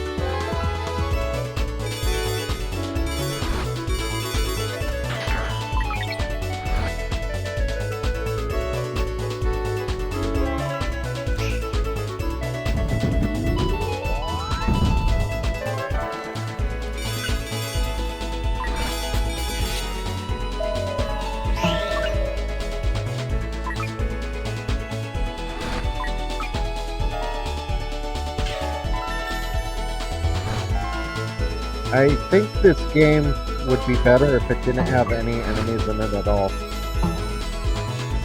Oh, interesting. I'm just gonna go out and say that. Like, bosses, or stage enemies, or... Bosses, I feel like they should be done differently so that they don't hurt you.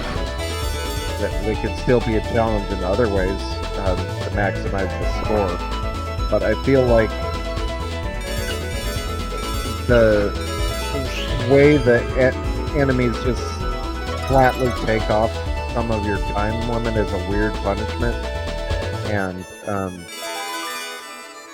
they're especially annoying when you're in the human form, and they just don't contribute to the flow state of trying to get the high score as much. It feels like it should be more of a natural, can I get all of these things to flow into each other well, more so than avoiding these things, I guess. They feel like they're breaking the flow, and avoiding them is also breaking the flow. Now, I suppose you could make the argument that's rather the point, so you want to get to the point where you don't have that interruption to flow, but it definitely... Well, yeah, I can see that, but I think that this game isn't using... This game isn't like... Sometimes, with more flow-based games, you can use the free path that the enemies aren't on. Like that, in and of itself, contributes to the flow, even though the empty path you can see through the enemies is something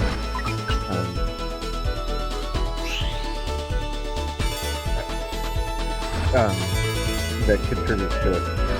But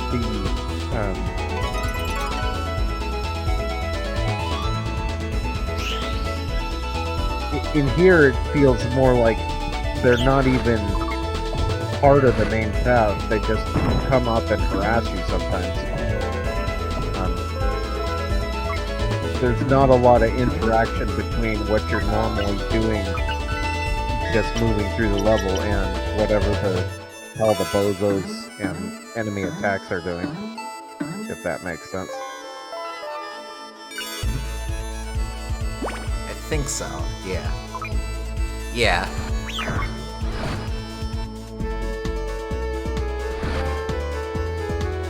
Are there any game that mimics NiGHTS port gameplay? Because the controls are fun, but the stages don't look fun. It does remind me of, like, Tropical Freeze Swimming. That's kind of similar. A bit, yeah.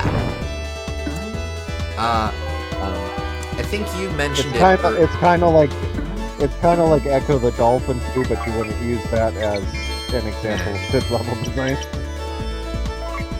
I think you mentioned it earlier, Liam, but Sonic Roboblast 2 does take this gameplay style for its bonus stages, which I always thought was rather inspired.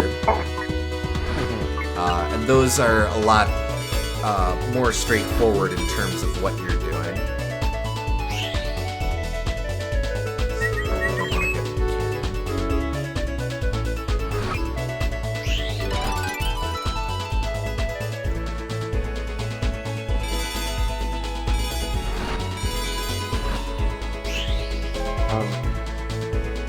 Starpeak kind of controls like this. It's a little more linear instead of loop based in how you move around, but it has a similar idea of like quickly darting through an area where you can move in any direction, and similar like trying to optimize levels like that. So that is pretty close. If you want, I would recommend the translation of Starfield. Like again, you're kind of darting from this place to that place instead of moving in these loops, but it's adjacent to this anyway. Now, this sequence I think is really cool. It's doing the thing that Kirby Triple Deluxe would do years later. Uh-huh. Where those rings only exist in the mirror.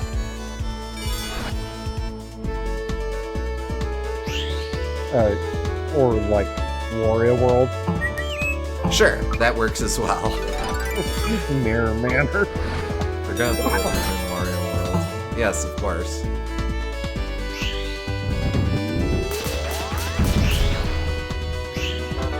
Well, probably one of the earlier examples of it, though, just because air is famously annoying to deal with in video games.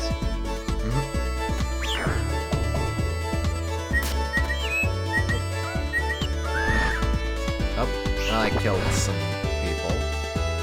Not proud of myself, but I did. I'm just gonna go and hope no one noticed. Think they noticed. Damn.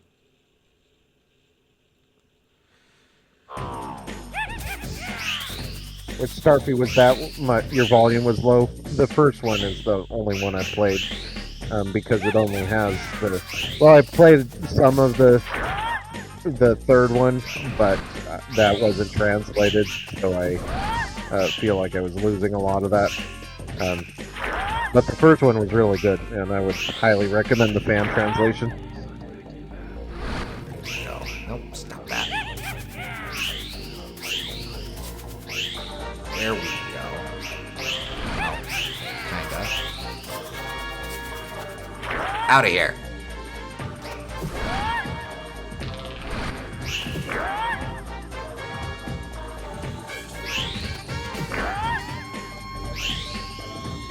Donk. There we go. Much better. I think a lot of these attacks feel bad because they're just really bad at tells. Like, that's actually a really easy boss once you know what to do, but it probably seemed super frustrating to players, so they kept making it easier and easier, fundamentally. But really, the issue is just that there's no tells to his attack. It's like, it doesn't flash before you have to dodge it or anything like that. Yeah. And I feel like doing some of that could make those bosses go a long way into feeling more complex and interesting.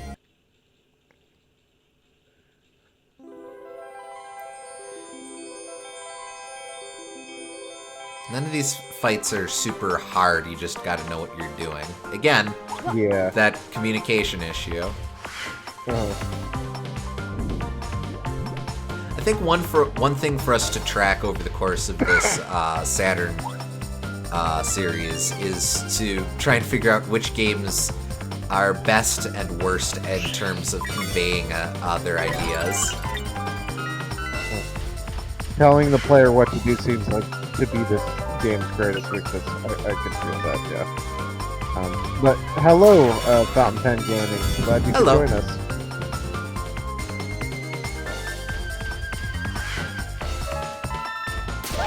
Ow.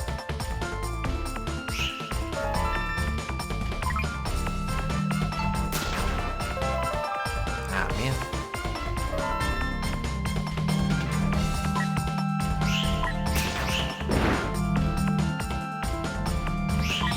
Careful of these super magnets.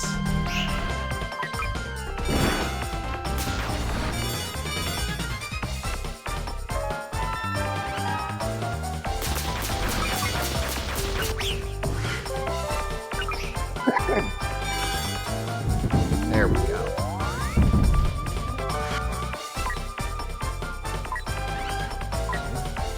Canyon levels, best levels. I'm trying to think of all the canyon levels I know. There's like Red Canyon and Kirby's Dream Land 2. Yogurt Yard.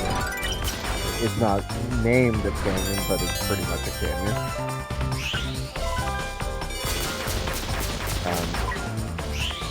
Not a very common archetype. Weirdly, Pumpkin Hill, yeah.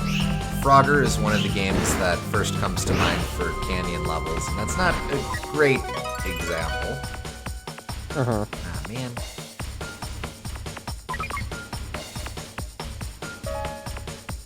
But yeah, you could probably do some interesting things with canyons, I guess.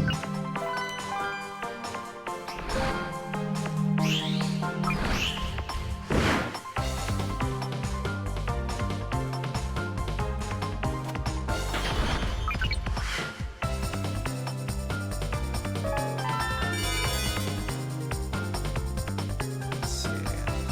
Just grab these. Sucker. Oh, wait, no, that's a thing. I want to do the thing. Never mind. No thing.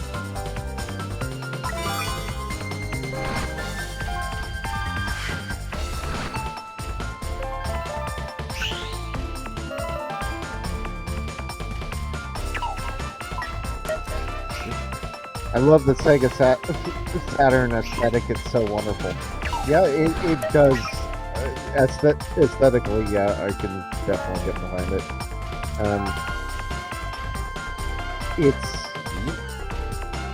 It's kind of better than both of its contemporaries graphically, potentially. PlayStation has a lot of warping and jiggly pixels, and N64 has a lot of lag. So it is kind of the best of both worlds in that sense. If you want that lower poly look without as many of the technical shortcomings.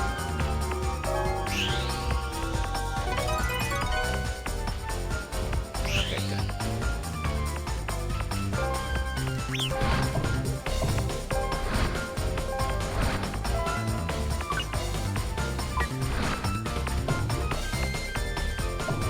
Too bad it's for an underpowered console that was poorly designed, but yeah, I get it.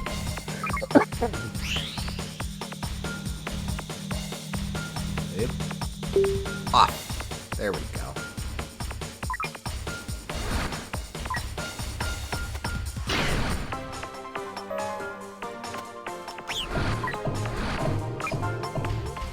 SEGA has this unmatched Y2K aesthetic in the late 90s to early 2000s. Yeah, that's for sure. Nope.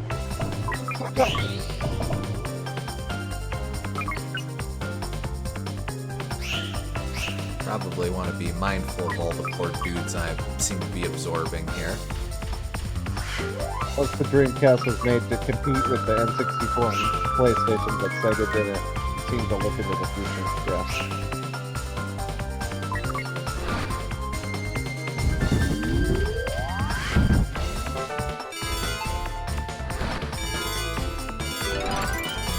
Yep, wait, I want that.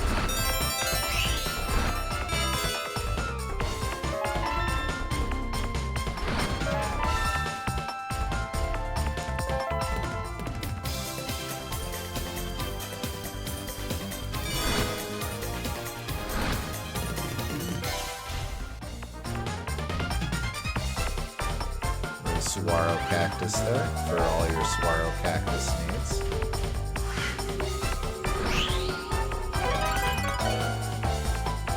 Ah, man.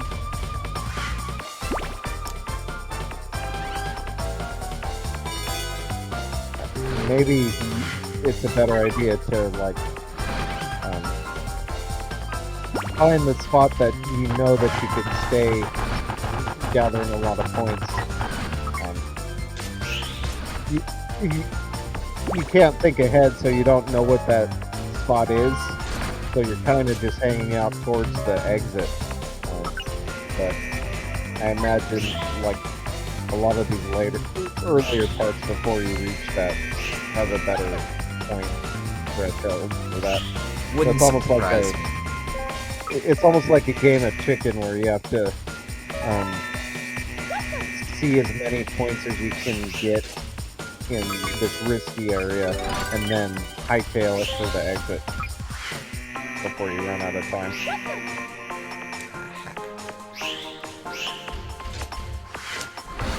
Yeah, this will be one that I'll definitely have to replay.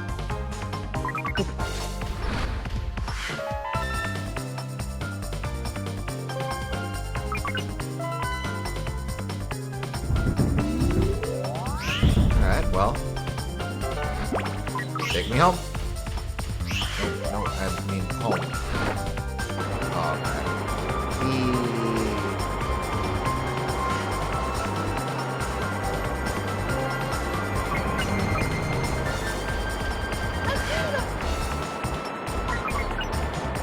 Okay, I didn't lose all my friggin' jujubes, so that's something. And because you don't need to be flying to be pulled along by this, it's actually okay to stay in the kids' one. That's interesting. I suppose since I did get the idea, then yeah, it's all gravy. So this creates a different dynamic where, like, you have to be the kids. Oh, nope, there they go. Ah, man. Okay, so it does still punish you.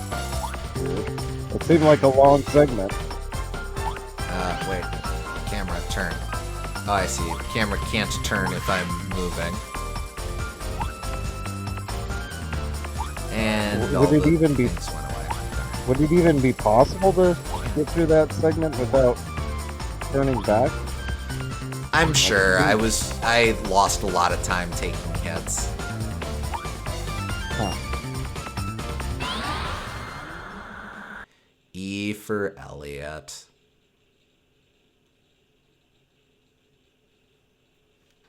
Victory. Oh, excuse me. No, that's Riella. I don't know who the nerd from the other one was.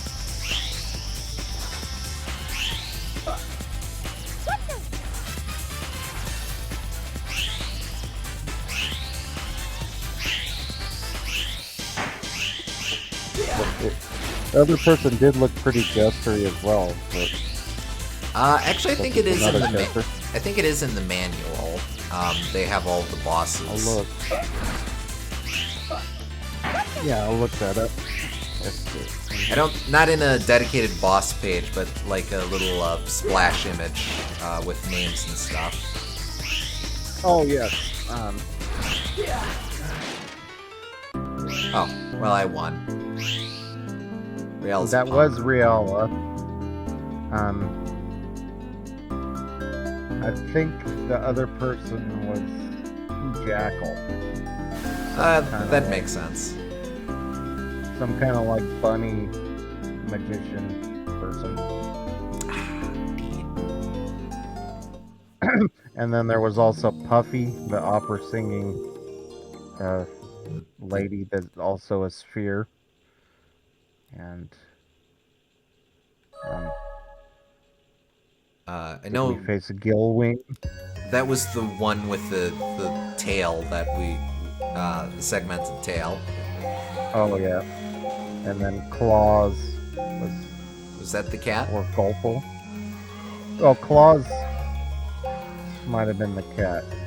And then Gulpo. The fish. Okay.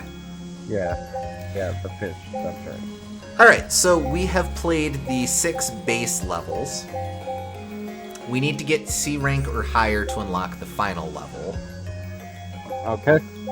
So, back to the grind.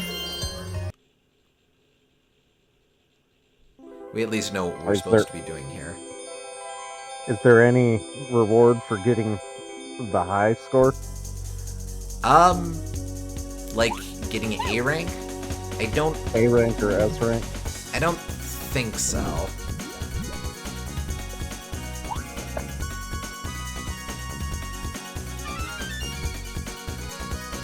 Thoughts on official strategy guides made with the team's involvement?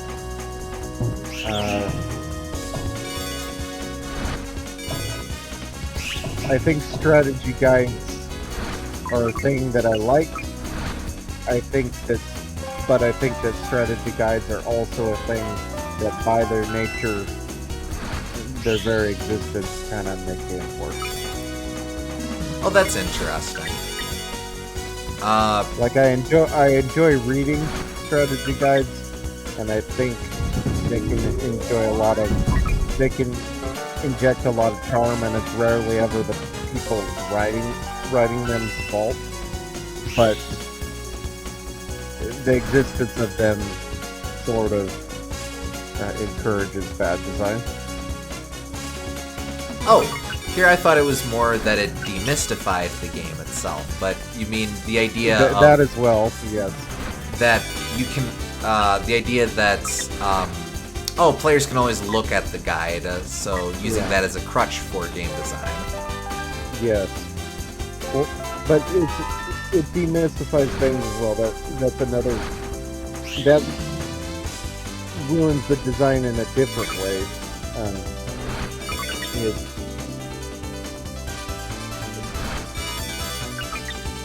The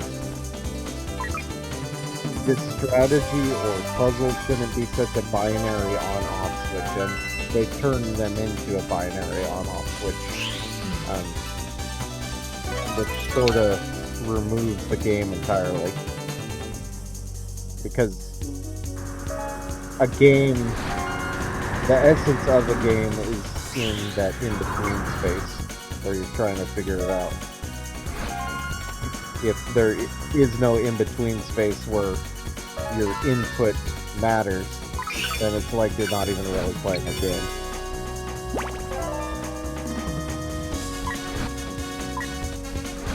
Yeah. Yeah, I suppose.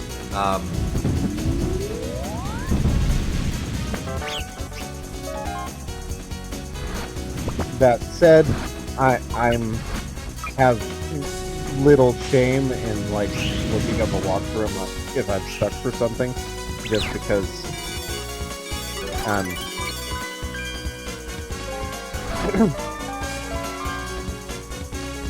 worse than not playing a game is just being stuck wasting my time getting annoyed by it.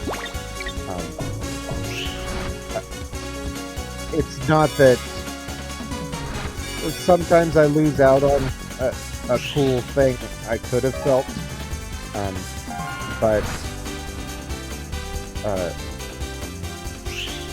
that's usually a risk I'm willing to take, because it's so difficult to communicate everything appropriately to the player, and I don't want to use it as a reason to miss out on the rest of the experience. But I feel like walkthroughs are easier to forgive because developers probably don't make the games with walkthroughs in mind. They try to avoid considering them. But a strategy guide, especially with the team's full involvement, would they'd absolutely... Some things might not be as clear as they should be because they're so clear in the strategy guide.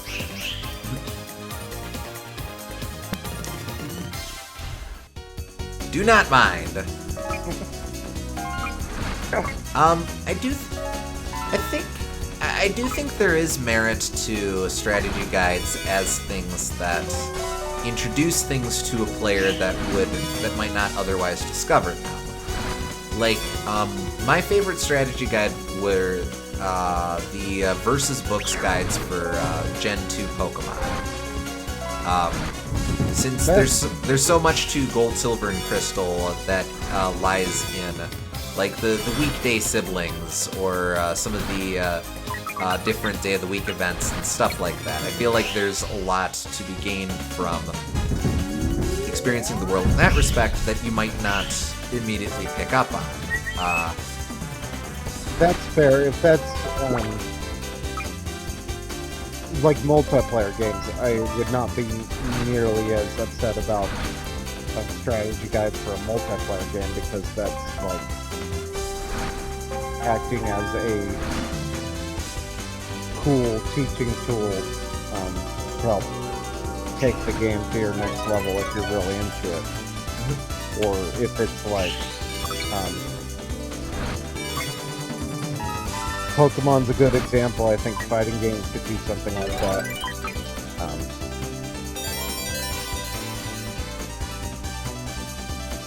But I feel, especially when it's a single-player game and not one that's all about getting a high score, that can be unfortunate.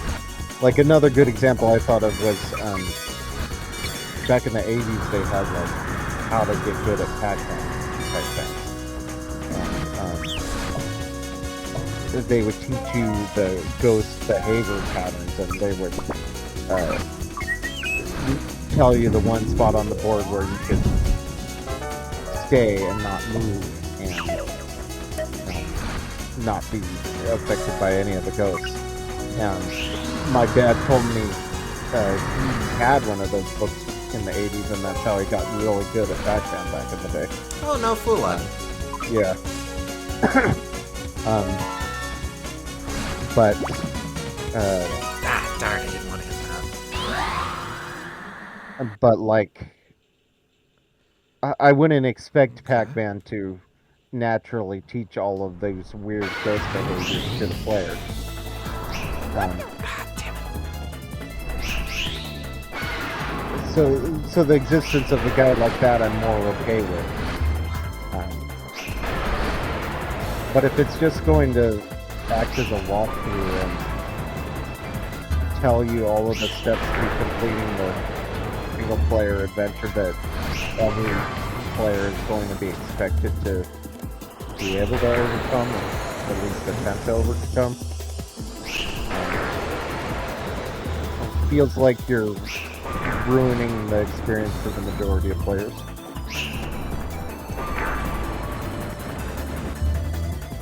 I think if you're able to communicate something unique as well through the strategy guide, that helps a lot. I like that. RPGs as well, especially RPGs, unless they have a lot of character customization, then maybe you could focus a lot of effort on here's all of the different builds you could make. Yeah, that can be cool. But if it's like, here's the exact strategy you need to use to beat this boss, or here's the path through the maze so you don't have to figure it out yourself, that just kind of eliminates the game being a game for me.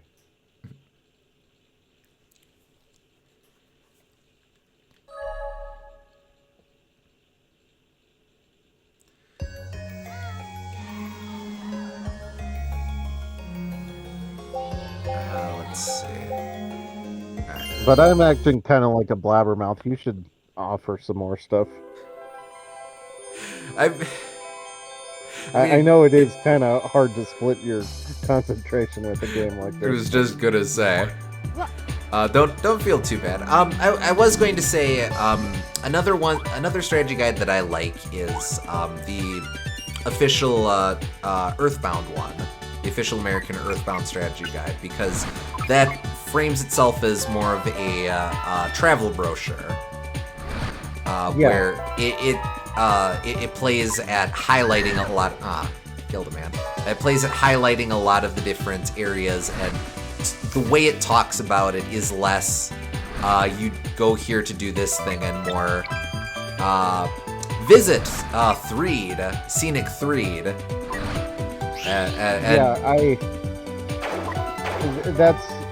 I kind of had that in mind when I was saying it's rarely the people's fault and they're people writing it's fault. So they try to do the best that they can with it. I think they can do some cool like artistic stuff that could enhance your appreciation of the game thematically, but I don't know if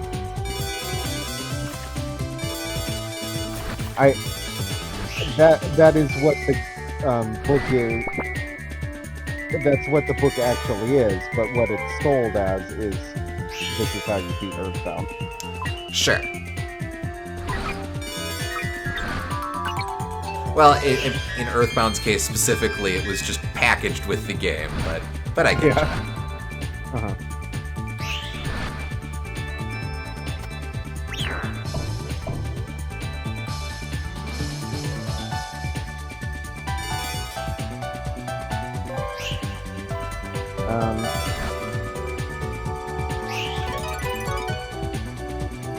Nice. Yeah.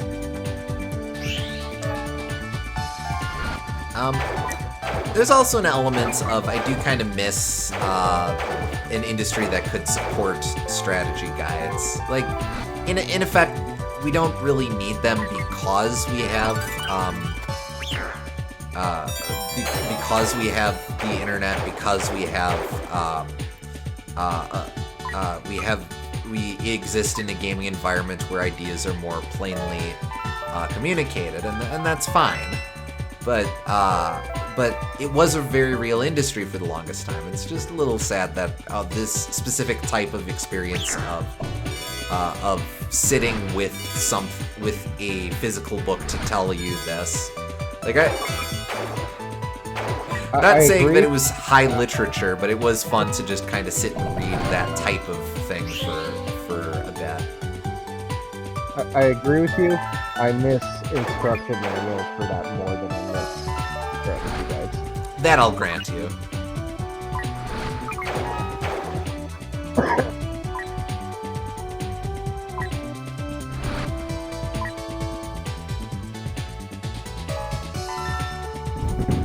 Put it in the bank.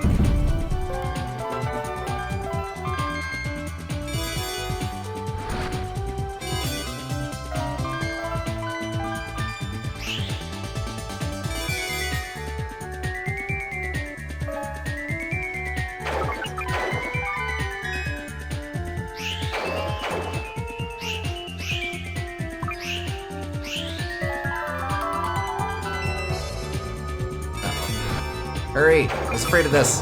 Go, go, go, go, go, go, go, go, go, go. Ah, D! The chicken gambit didn't play off. Turns out you have to be risky and also good. Damn. Bravery is only one of the 5 colors or whatever.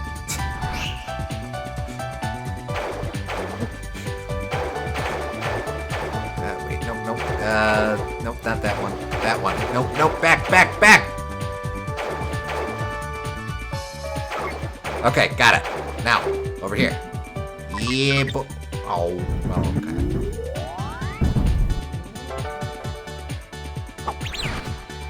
okay. You have to have the intelligence in order to know the right path to take. You have to have the wisdom to Oh, it's a clock. to Oh, this clock actually shows the, almost my real time. That's nice. you must have the wisdom to be able to put your plan into action. You must have the hope that you can actually succeed in putting all of these loops together effectively, and purity, because if you're a bad person, no one gives a shit if your score is high. I'm sure that's exactly it. Knowledge to control my pace, diligence to persevere against this colossal challenge, etc., etc.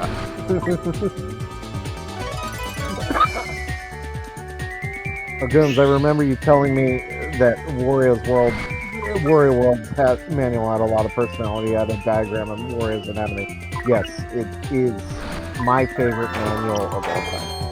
Wario World.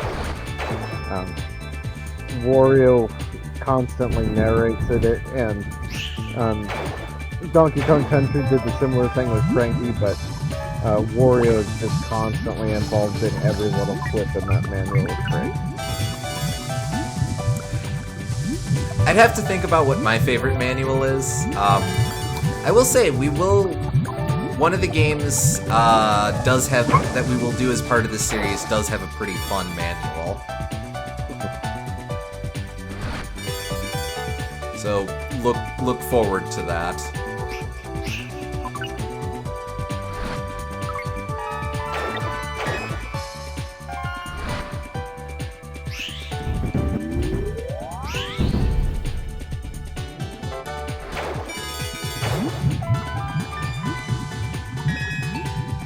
What? You say you can see my quadruple chin and it looks like a waterfall of slabs? Shut up! It's just because you have your screen set to widescreen display.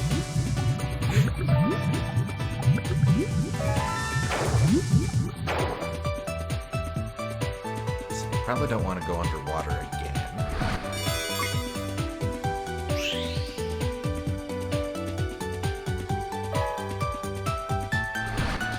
Nope. Okay. That's okay. It's okay. Now let's double back.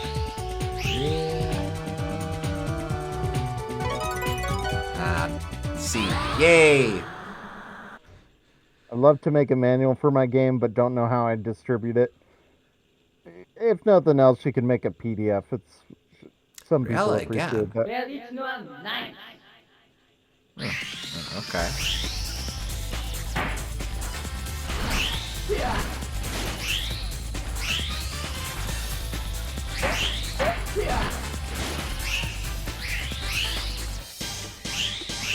But yeah, like digital manuals can be a bit of a thing. Get someone willing to do some drawings or draw yourself.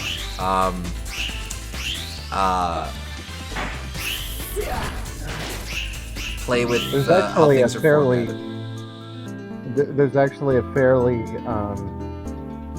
robust scene of people just doing video game manuals for games that don't exist. It's kind of a cool concept. I didn't know that. That's nice. Where it sort of creates the vibe of like, this game would be really cool if you had it.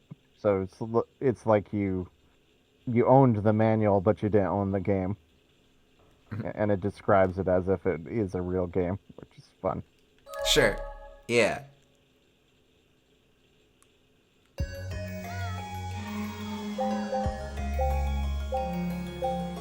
Alright, here we go. The whatever this one is.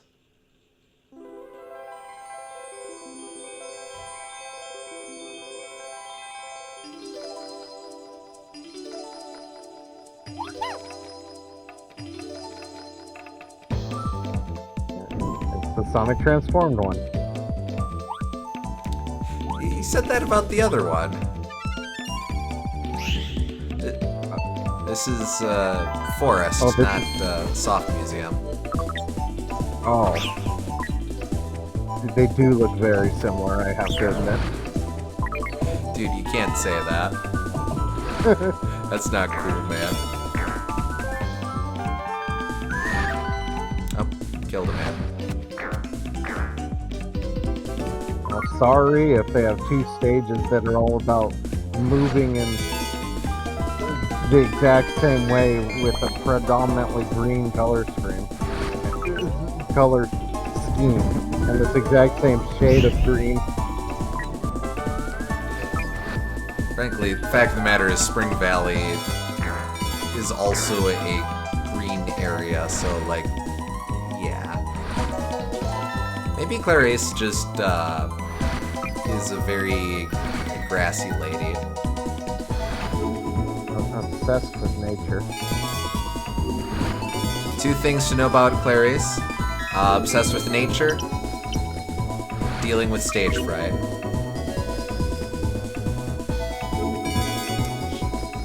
That's all I need to know in a person. There's four kinds of people in the world, depending on how you arrange that Punnett square.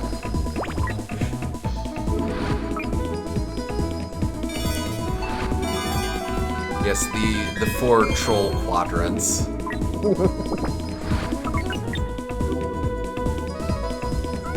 Whether you have stage fright, don't have stage fright, like nature or don't like nature. Only 4 types of people. Hey, B! Have to get away for the night, but thanks for showing me nights. I had a ton of fun. Absolutely. Thanks Glad for you could tuning join in. us. It was a lot of fun. And if nothing else, this game is great for sparking conversation about itself and about game design. For sure.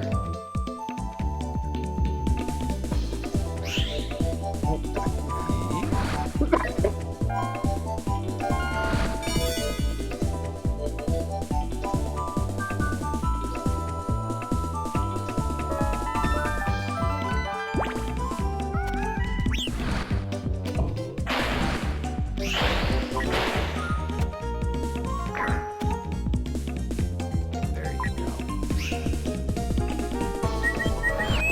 Trying not to murder you guys. No, there simply is no good way to announce that, huh?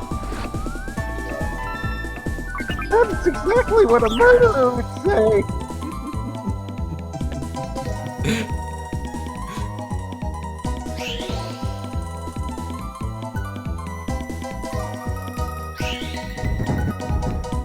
Ah, come on.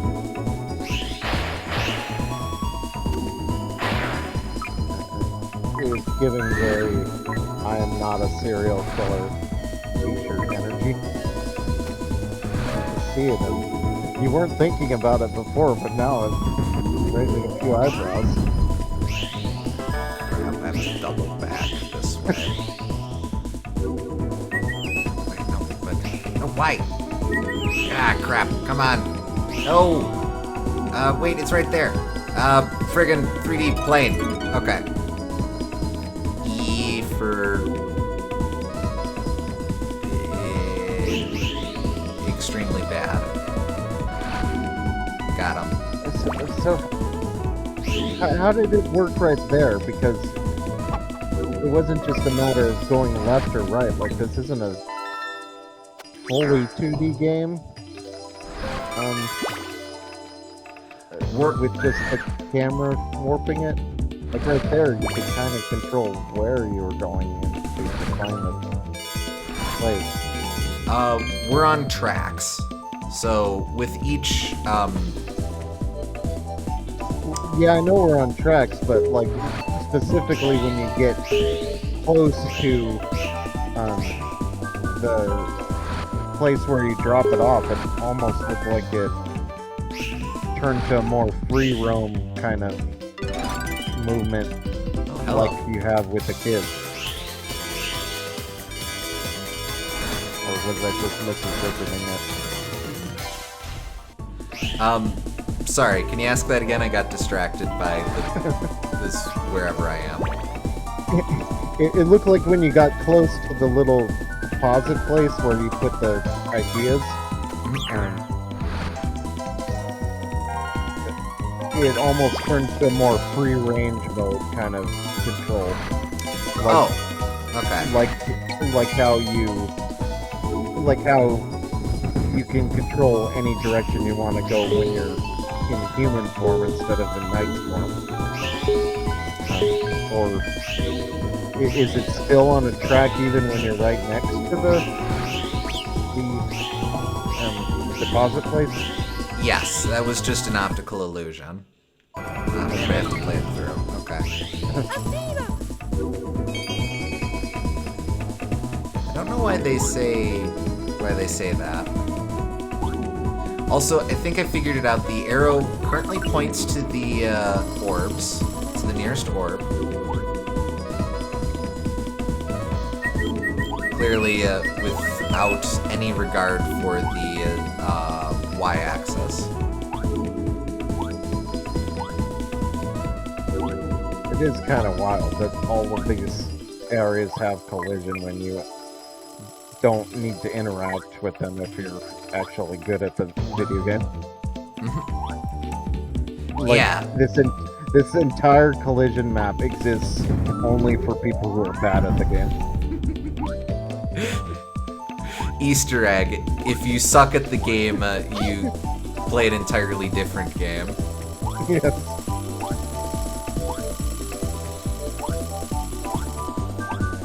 That's got to be up there for least efficient usages of resources in video games. Because, yeah, we're gonna make an entirely extremely intensive, resource-intensive map, learning collision in this time period when no one knows what the hell collision is about.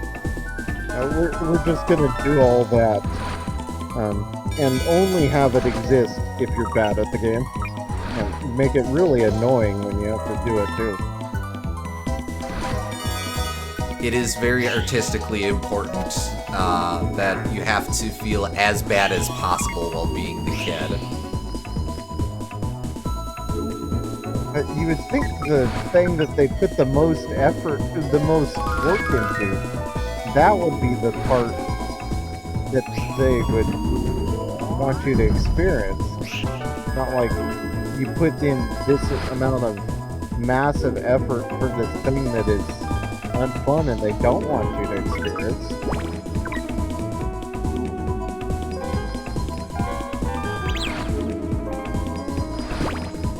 Honestly, I never thought about it that way, but that is actually kind of funny.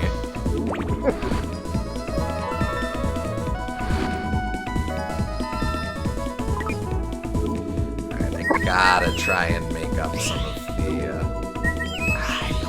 there really isn't a place to do it, though. Oh, man.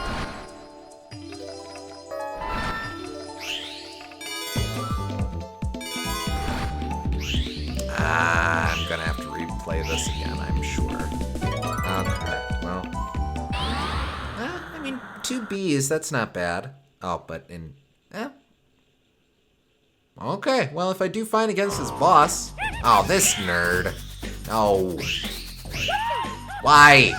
Damn.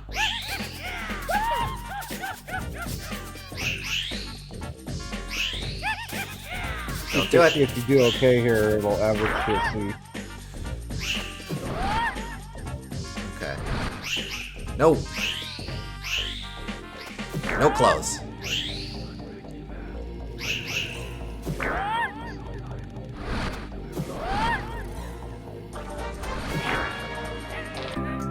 Okay.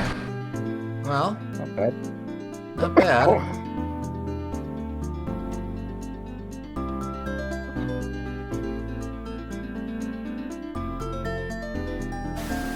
Yeah. Alright, give it to me. Okay, nice. Okay.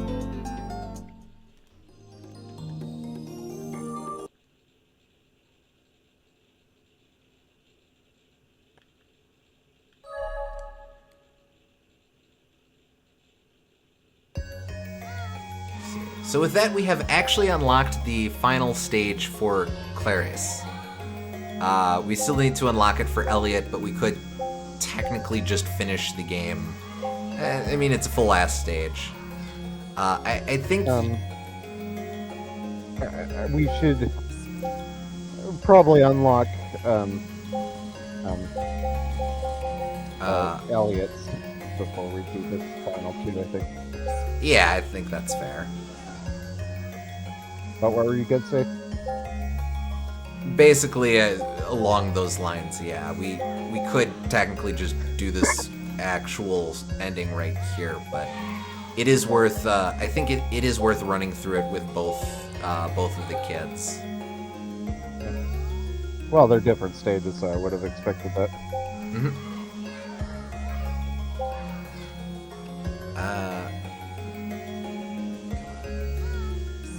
Do you want to try and wrap this up tonight? There isn't much left, but we could wrap this up next time and pair that with Christmas Nights as well. So yeah, we have these 3 levels and then Christmas nights, and yeah, I guess that would only be 4 more levels effectively, and maybe we could redo some of the levels and try to get a higher score. But With Christmas nights, we will be. It is just one level, but we will be playing it a lot. that's true. Maybe unlock Elliot's last thing then, Okay. and end there if we only have one stage to do for him. Okay, sure.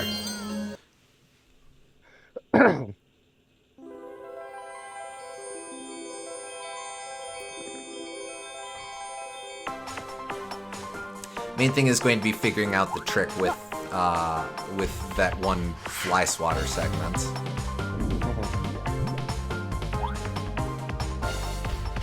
Oh, I spooked him. Sorry, man.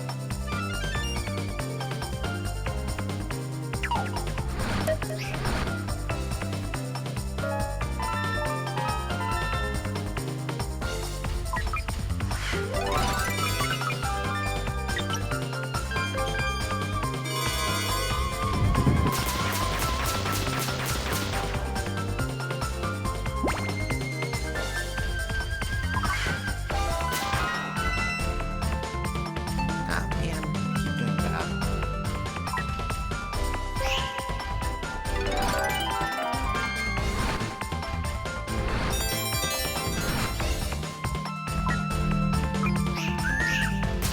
That feels like the kind of game that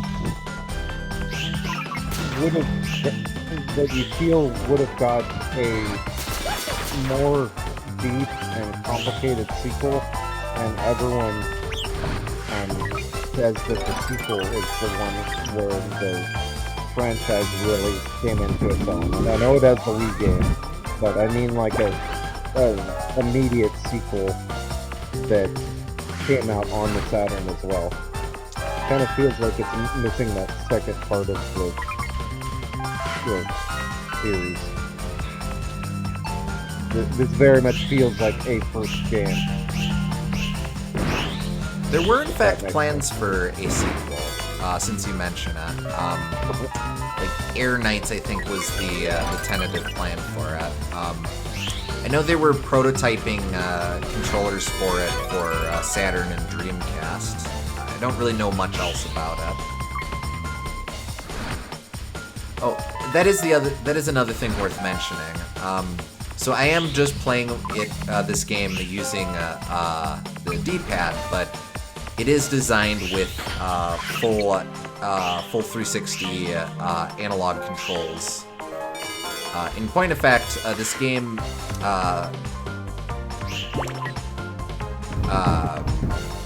words are failing me. A joystick controller was actually designed for this game.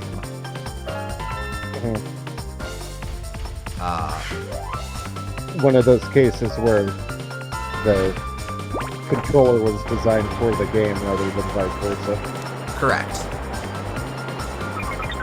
Apparently, Sonic Team prototyped a lot of different controllers while working on this.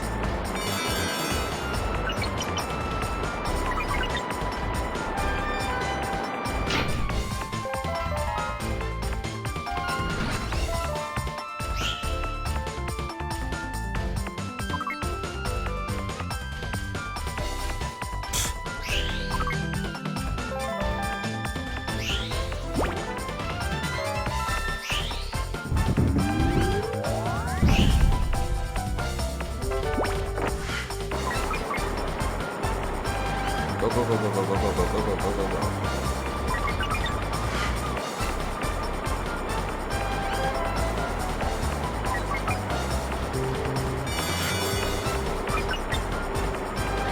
This was a mistake. Nope, go, go, go, go, go, go, go, go. Nope, no, damn it! I got beguiled. Go, go, go! See? Ah, whatever. No, you deserve that. See, you missed the tunnel loops and whatnot. Yeah, okay.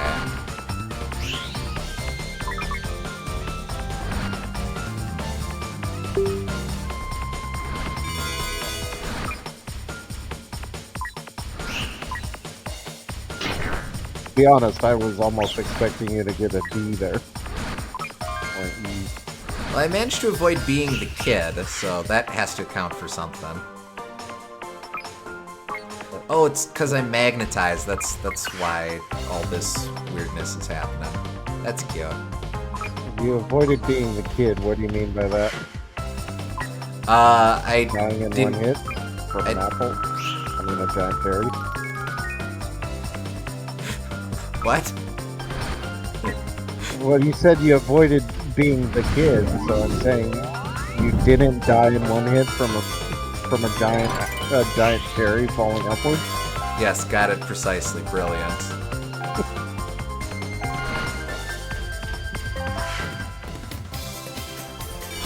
What did you mean? I didn't run out of time. Oh, nope.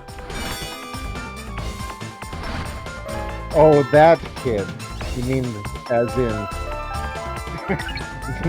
You meant as in like Elliot? Or... Yes. Okay. I'm just so used to hearing the kid in the context of I want to be the guy or Mitch.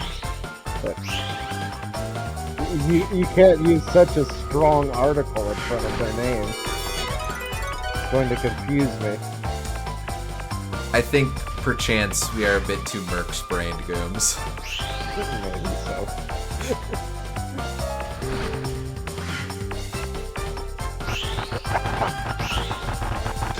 Okay, here we go. This is the part.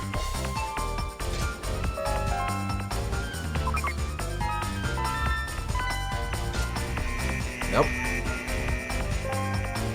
I gotta admit the movement is kind of cool in this segment. It's different. I'll agree to that.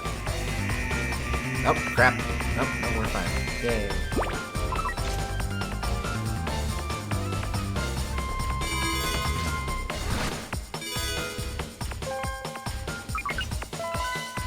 Uh-oh. No! I don't want to do all that again.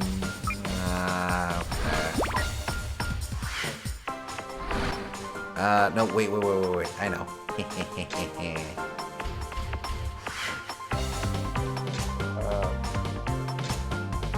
Okay, I just need to find more jujubes up here. Nope, this... Oh boy, okay. Nope. Kind of the opposite of the intent. The main idea was I didn't want to have to... two more, why? No, now I gotta friggin' do this twice. Okay. Okay. Here we go.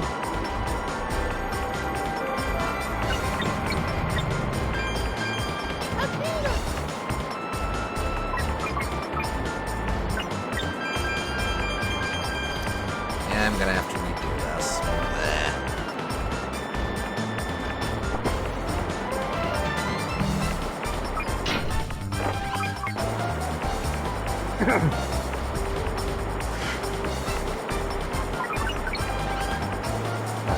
Maybe like it's a canyon because that's a more masculine region than like a tranquil forest or something. It's all about masculinity and femininity and how knights transcends both. I have to know what strikes you as particularly masculine about a canyon. Well, it's rocky and like associated with cowboys and stuff. Strong and rugged. I suppose. Come on.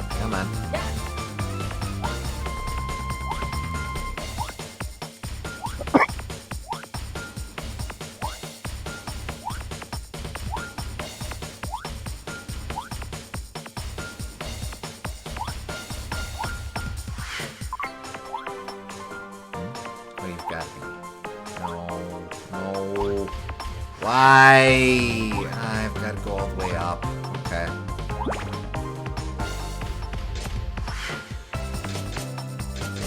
Yep. What do you think the thematic significance is of how the arrow is extremely floppy?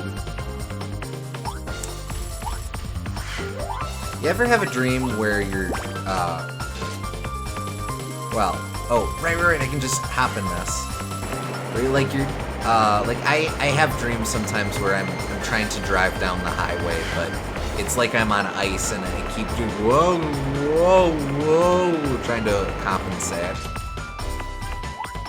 So the arrow is us, as if we were ice skated. I was gonna say the arrow is us as if we're trying to drive but not doing a great job at it, but yeah, that works too.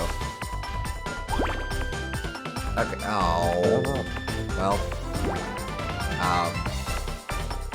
Because if it wasn't this game in particular, I would have sworn you were falling off the map right there. Yeah, that. I think it was just very, very low draw distance to this game.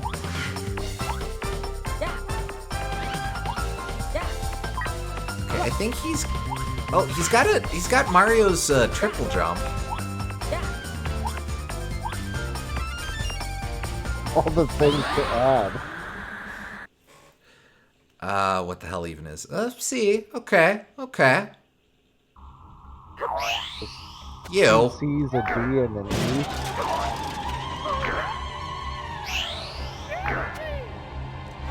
No. What? How? Two.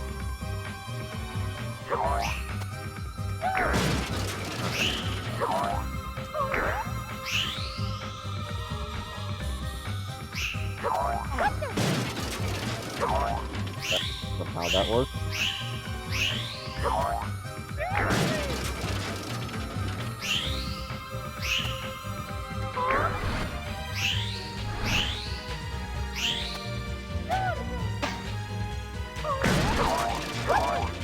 Ah, no.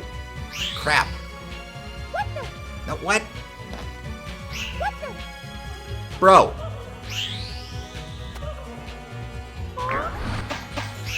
Okay. No.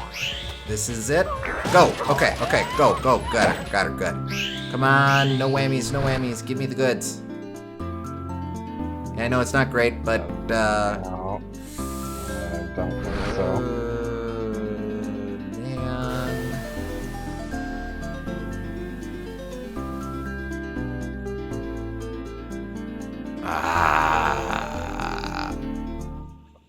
It was not great before then, and that also was not good, so, yeah. In fact, that was worse than your first run. Oh, wait, I could have just restarted the stage directly. Damn it. Oh. Once more.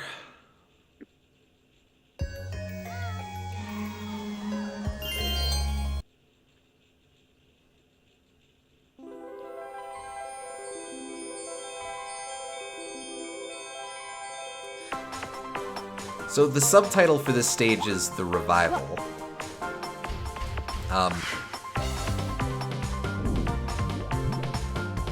So it's Discuss. it's because you're moving on the grate, which is almost like flying with knights. It allows you to navigate the level as if you were knights, and get to a place where you can become knights again. It acts as a transitionary revival period while you find your way to becoming knights again.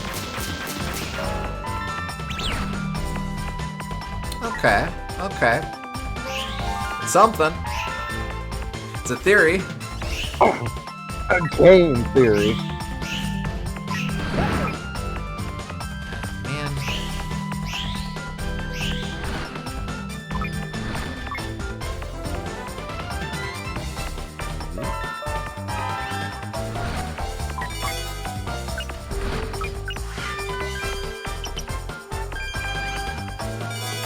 Okay, now. Go. Give me the goods. Yeah, boy.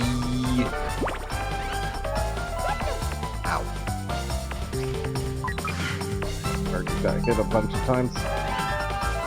It's okay, I opened that thing.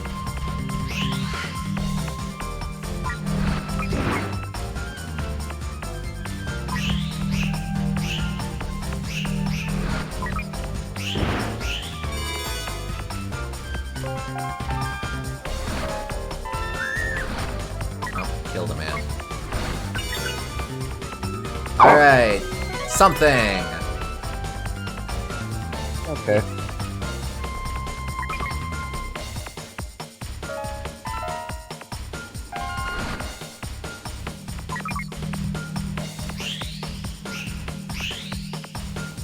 Wait, no, this one I can just go BAM!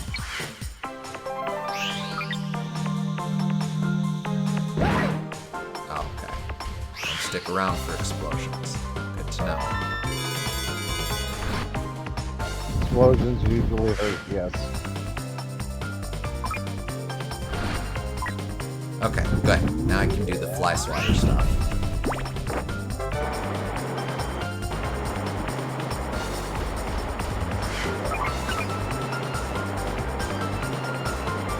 Oh, this is what you meant when you said fly swatter. Yeah, I don't know why. I just think that, like, they're stuck on a fly swatter here. No, I can see that. But I guess when I hear the word fly swatter, I think of the verb of fly swatting, which that thing is not doing. Fair. Like, I almost would think of a piece of paper that you're using to swat flies. That's like close to being almost as much of a fly swatter as a literal fly swatter is.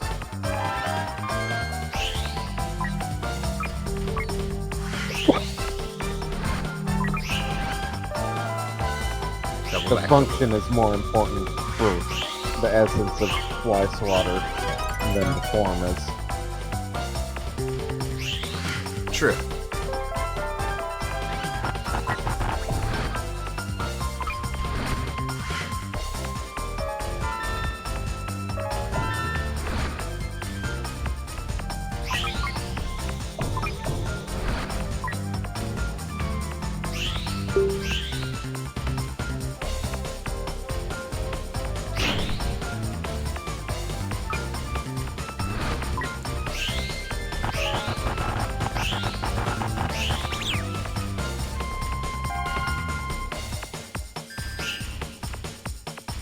Oh, right. Alright, magnetized. Try and keep it all together. Don't bonk stuff.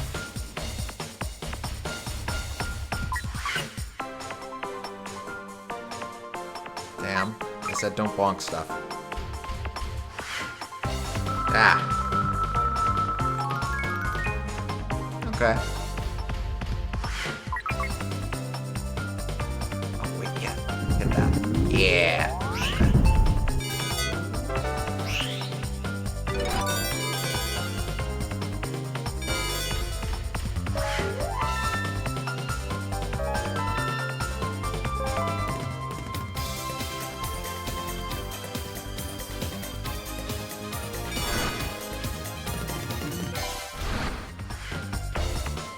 Nice one.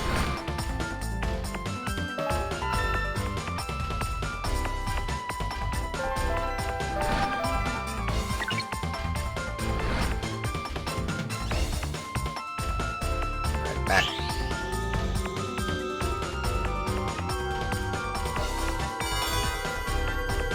Go in. Thank you. C. Okay, it's very important that I get all of the, I get 20 orbs on the way up.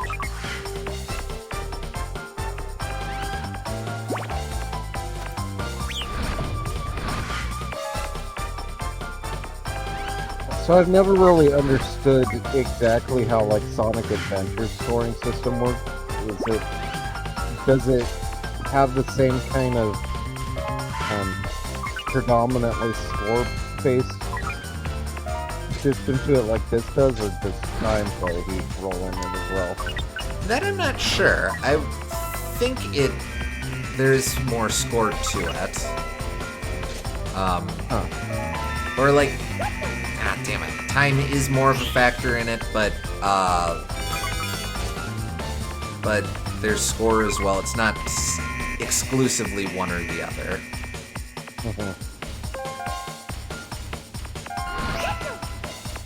Okay. Well, hurry.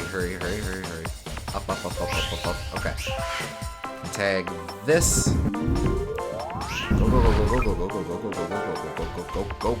Go. Okay. I'm still gonna be the kid.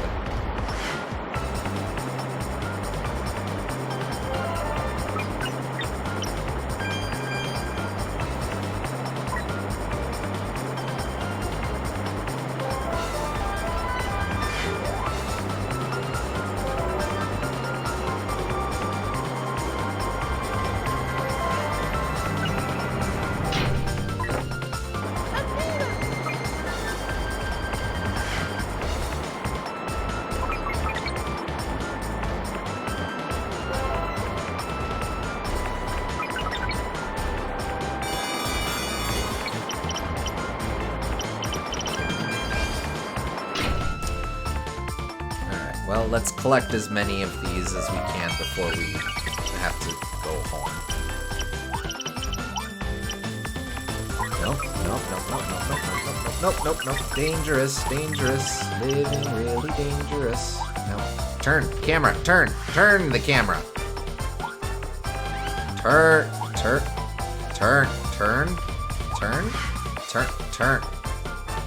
Kid, camp. Okay, fine. Yeah, a camera stick would be a great improvement of a remaster of this game, I have to say. Even if you could only use it when you're on foot. Like, because I admit it might cause some issues in,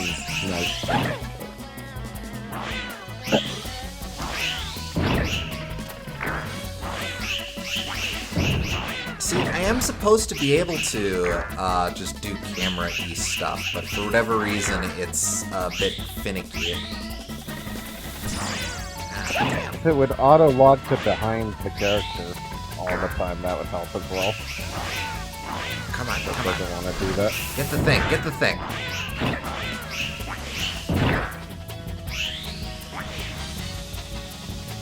Get him! Get him! Yeah, pund him. Not great. I mean, that is at least a higher score than I got before. Yeah.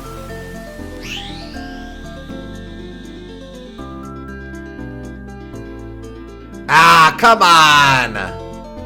Stop giving me the dumb bosses. Oh, damn, I did it again. Yeah. So the boss is just randomly selected? I think so, yeah. Like, they're set the first time you go through, but on revisit, it randomizes the boss. Weird.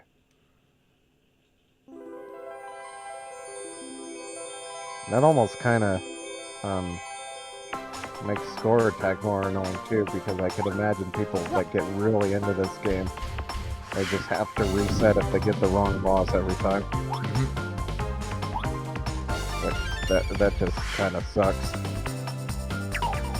I need to stop trundling into that.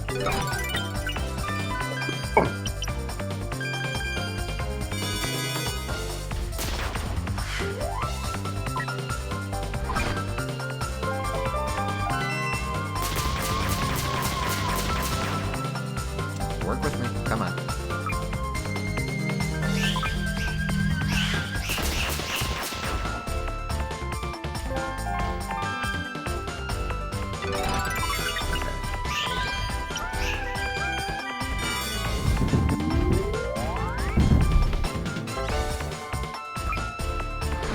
Oh, wait, nope. I've fallen for this before.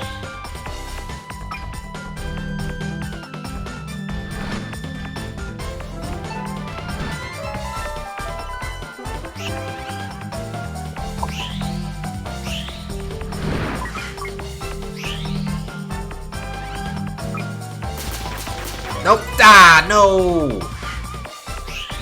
Okay.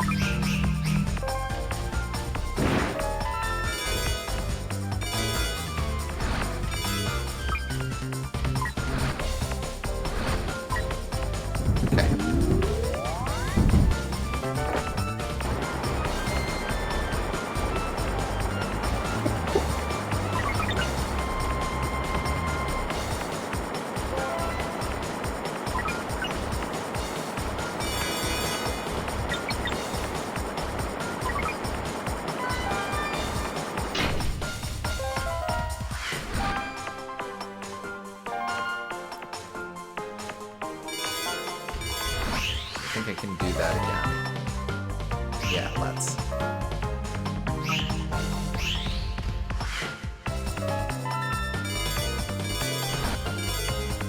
Alright. Apparently in the options you can change it to always fight a specific boss.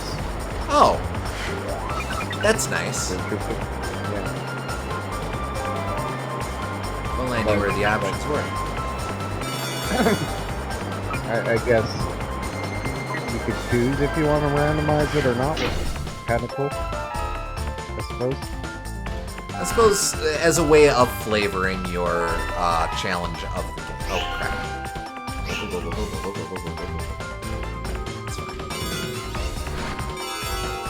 Okay.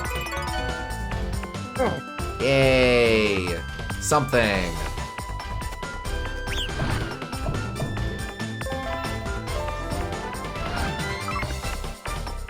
Okay, this is the whole Katamari wall section.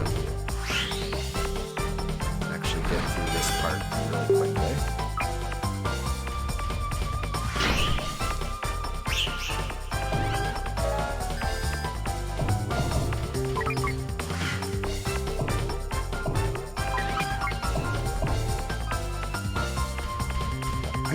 So I guess you're like collecting the essence of the loops that you're floating through. Oh, damn it.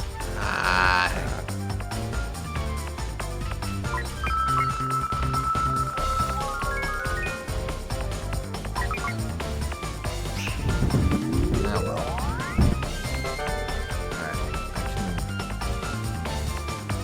Alright, I can try.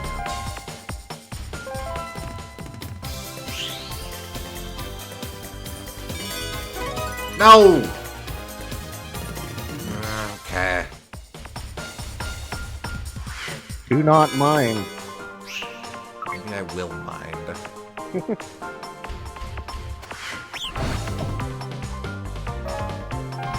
Okay.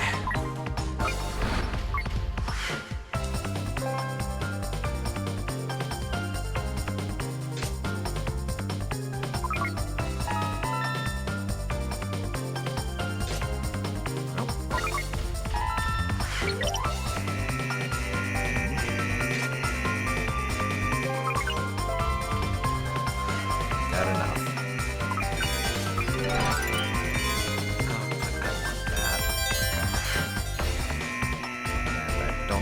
Does, but alright, hustle, hustle, hustle. Go, go, go, go, go, go, go, go, go, go, go, go, go, go, go, go.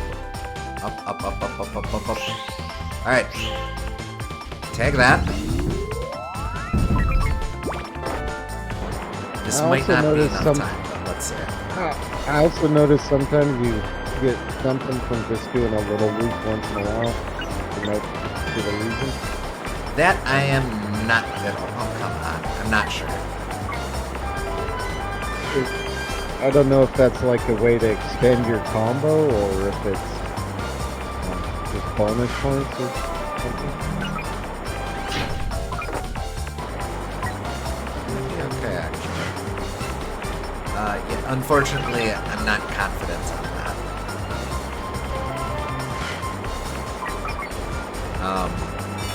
It certainly helps somehow. Okay, no. Go, go, go, go, go, go, go, go, go. Nice. Hey. Ooh, A. You got an A for that one. Okay, as long Nothing as less than C. dumb cat again.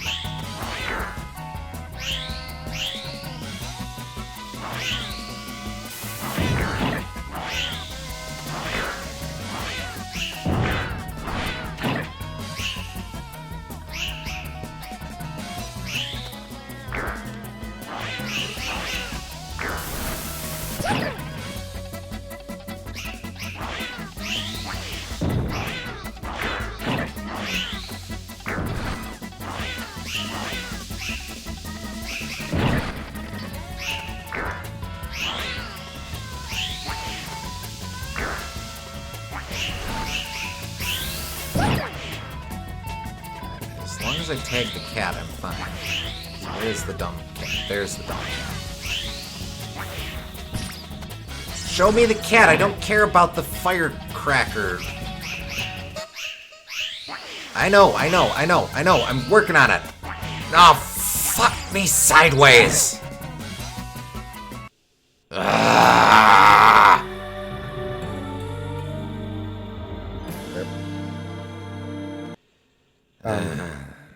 Go check out the options. See if there's like a way to. Okay, yeah. What can you do about the boss? Okay. That might be the default one, or The default boss would be Riala. okay. Okay. I don't know if it changes it to the default or if it Okay, here we go. what it does exactly. Night Marin. Lets you side.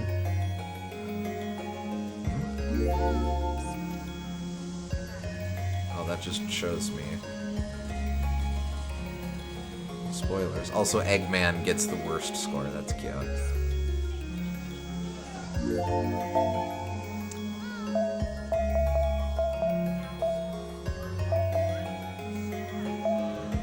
Dreams.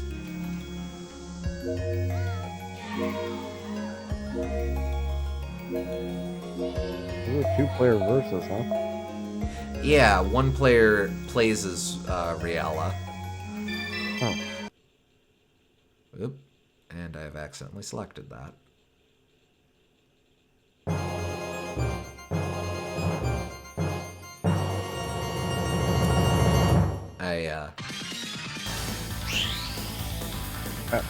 Oh, okay.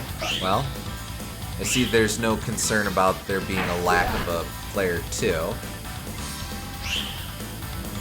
Guess I'll just style on Riala. I did not expect Dragon Ball Z combat out of this, but that's kind of interesting.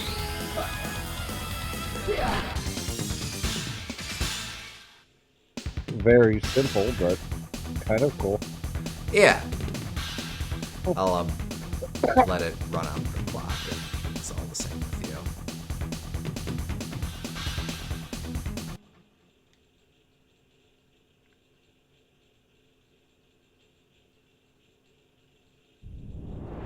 Yeah, I don't know what that old game FAQ person was on about, but Yeah, I'm not seeing it. might be a unlock at the end of the game or something. Maybe, but then why do they make you friggin' suffer for a while? I don't know. Okay, maybe it's this one.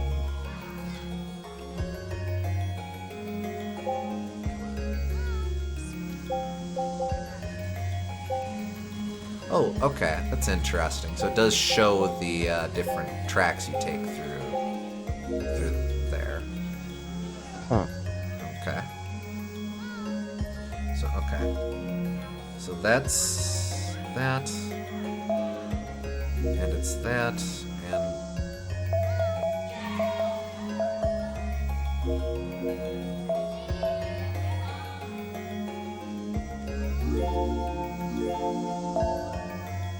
and when you click Night Marin, can you like go side to side here or down? Nope. And,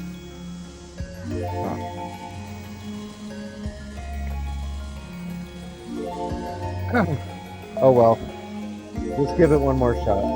Yeah, okay. Don't get the dumb, smelly cat.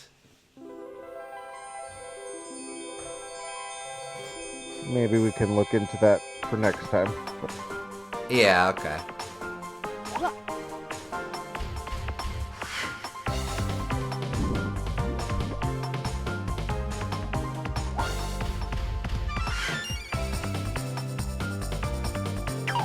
Ah, every time. Dumb it.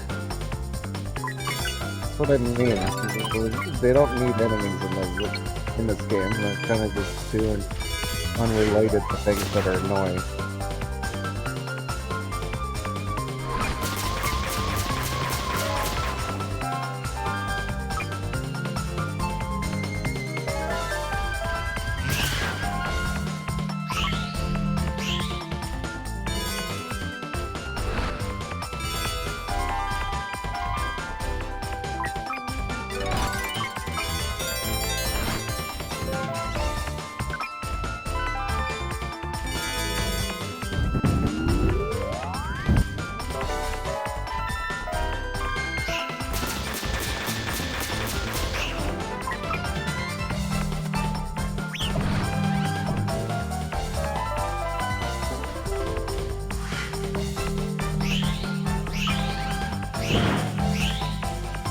I guess it's sort of like F-Zero in a sense, where you have to avoid the obstacles as much as you have to go fast and do things quickly. Yeah, true.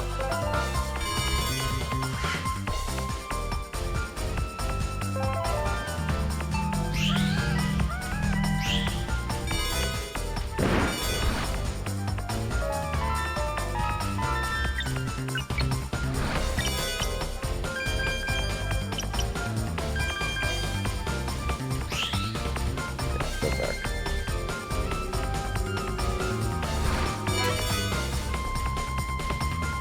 Okay. I thought I did pretty fantastic, but to each their own, I guess. You actually did pretty flunk-tastic. Guess.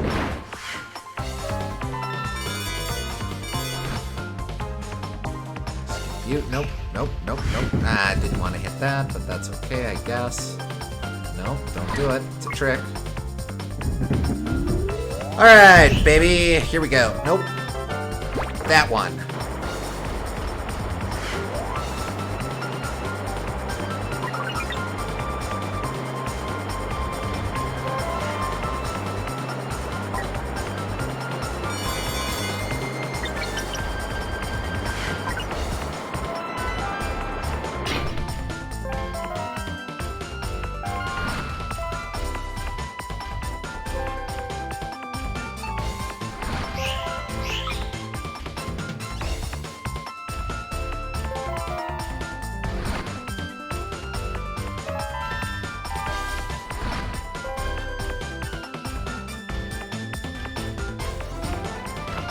A lot of time to explore.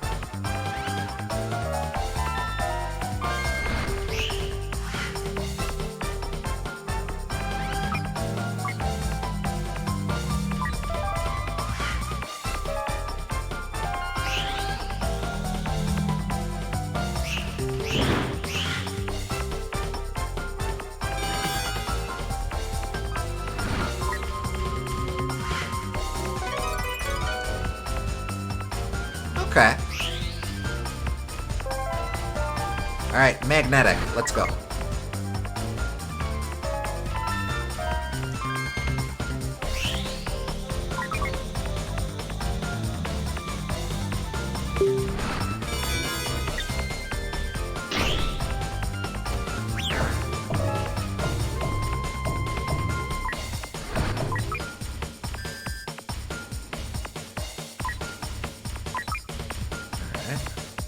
Alright. Easy. And it has an irritating stick thing going on in this segment. Oh yeah. Yeah, definitely. Aw, man. I hate losing it right at the end. Alright, well, whatever.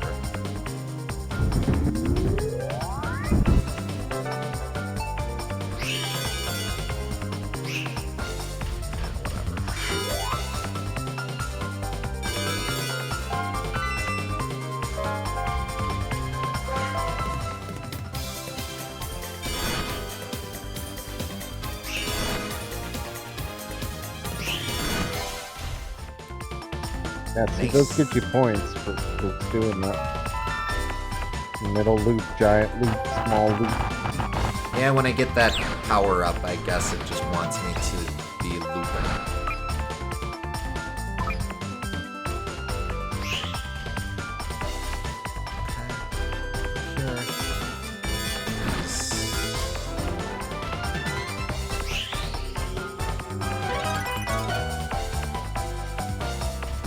Okay.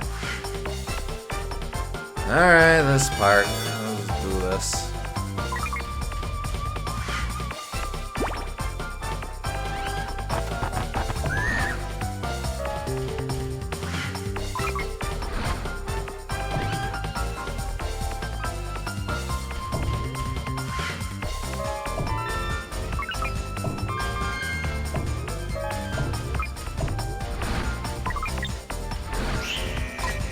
Nope. Not in the middle. Not in the middle.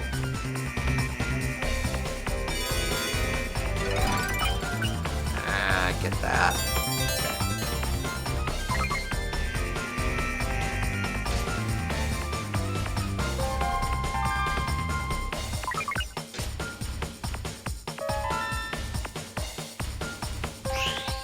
Just enough time.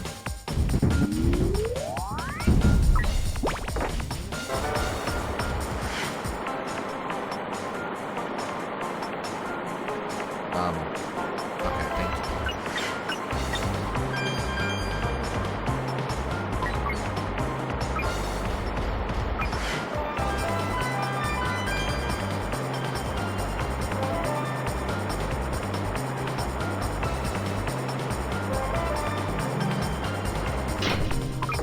Next one.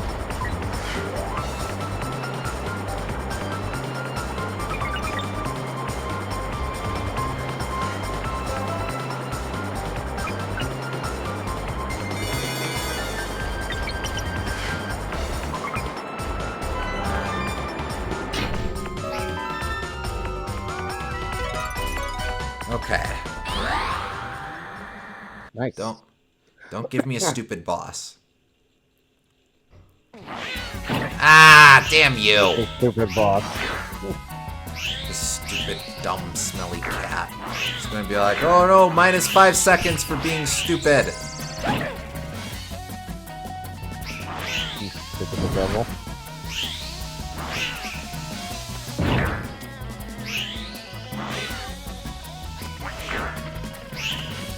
No, no!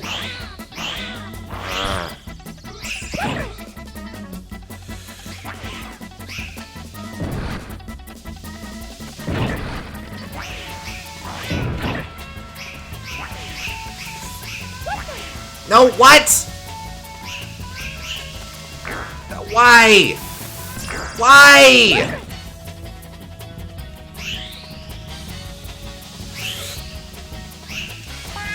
Okay, got him.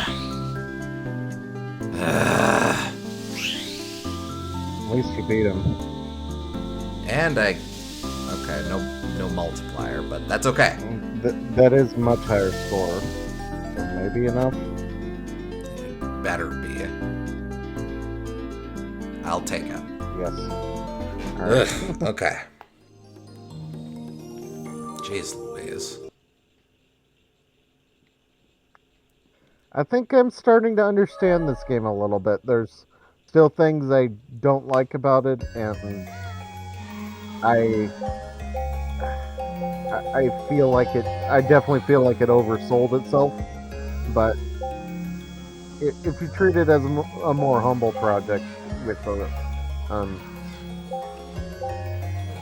with some ideas it's playing with.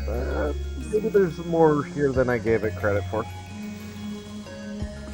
I think that's fair. It's definitely something that has more under the hood than over the hood. I mean, yeah, that's how cars work, but you get what I mean. I think it's a game that has to grow on you, and it's also a game that still has a lot of annoyances, even if it does grow on you. But yes, but there is definitely some stuff to like here besides the obvious art direction. And I will say, as you're playing it, you, stupid bosses notwithstanding, you do approach a flow state as through that iterative process of playing it over and over again. I really think that is something that, funnily enough, Christmas Nights will really tease out, but we'll see more about that next time. I'll probably the final boss will take me. The final stage, rather. The final stage will take me a couple attempts, I'm sure, but we should definitely have time for both wrapping this up and then messing around with Christmas Nights next time. Worst case, if that doesn't take too long, we can go back and see if we can get better scores on some of these. But sure. But we'll go ahead and leave it there for now. So thank you for tuning in, folks. We hope y'all had fun, and we will catch you on the next stream. Catch you next time.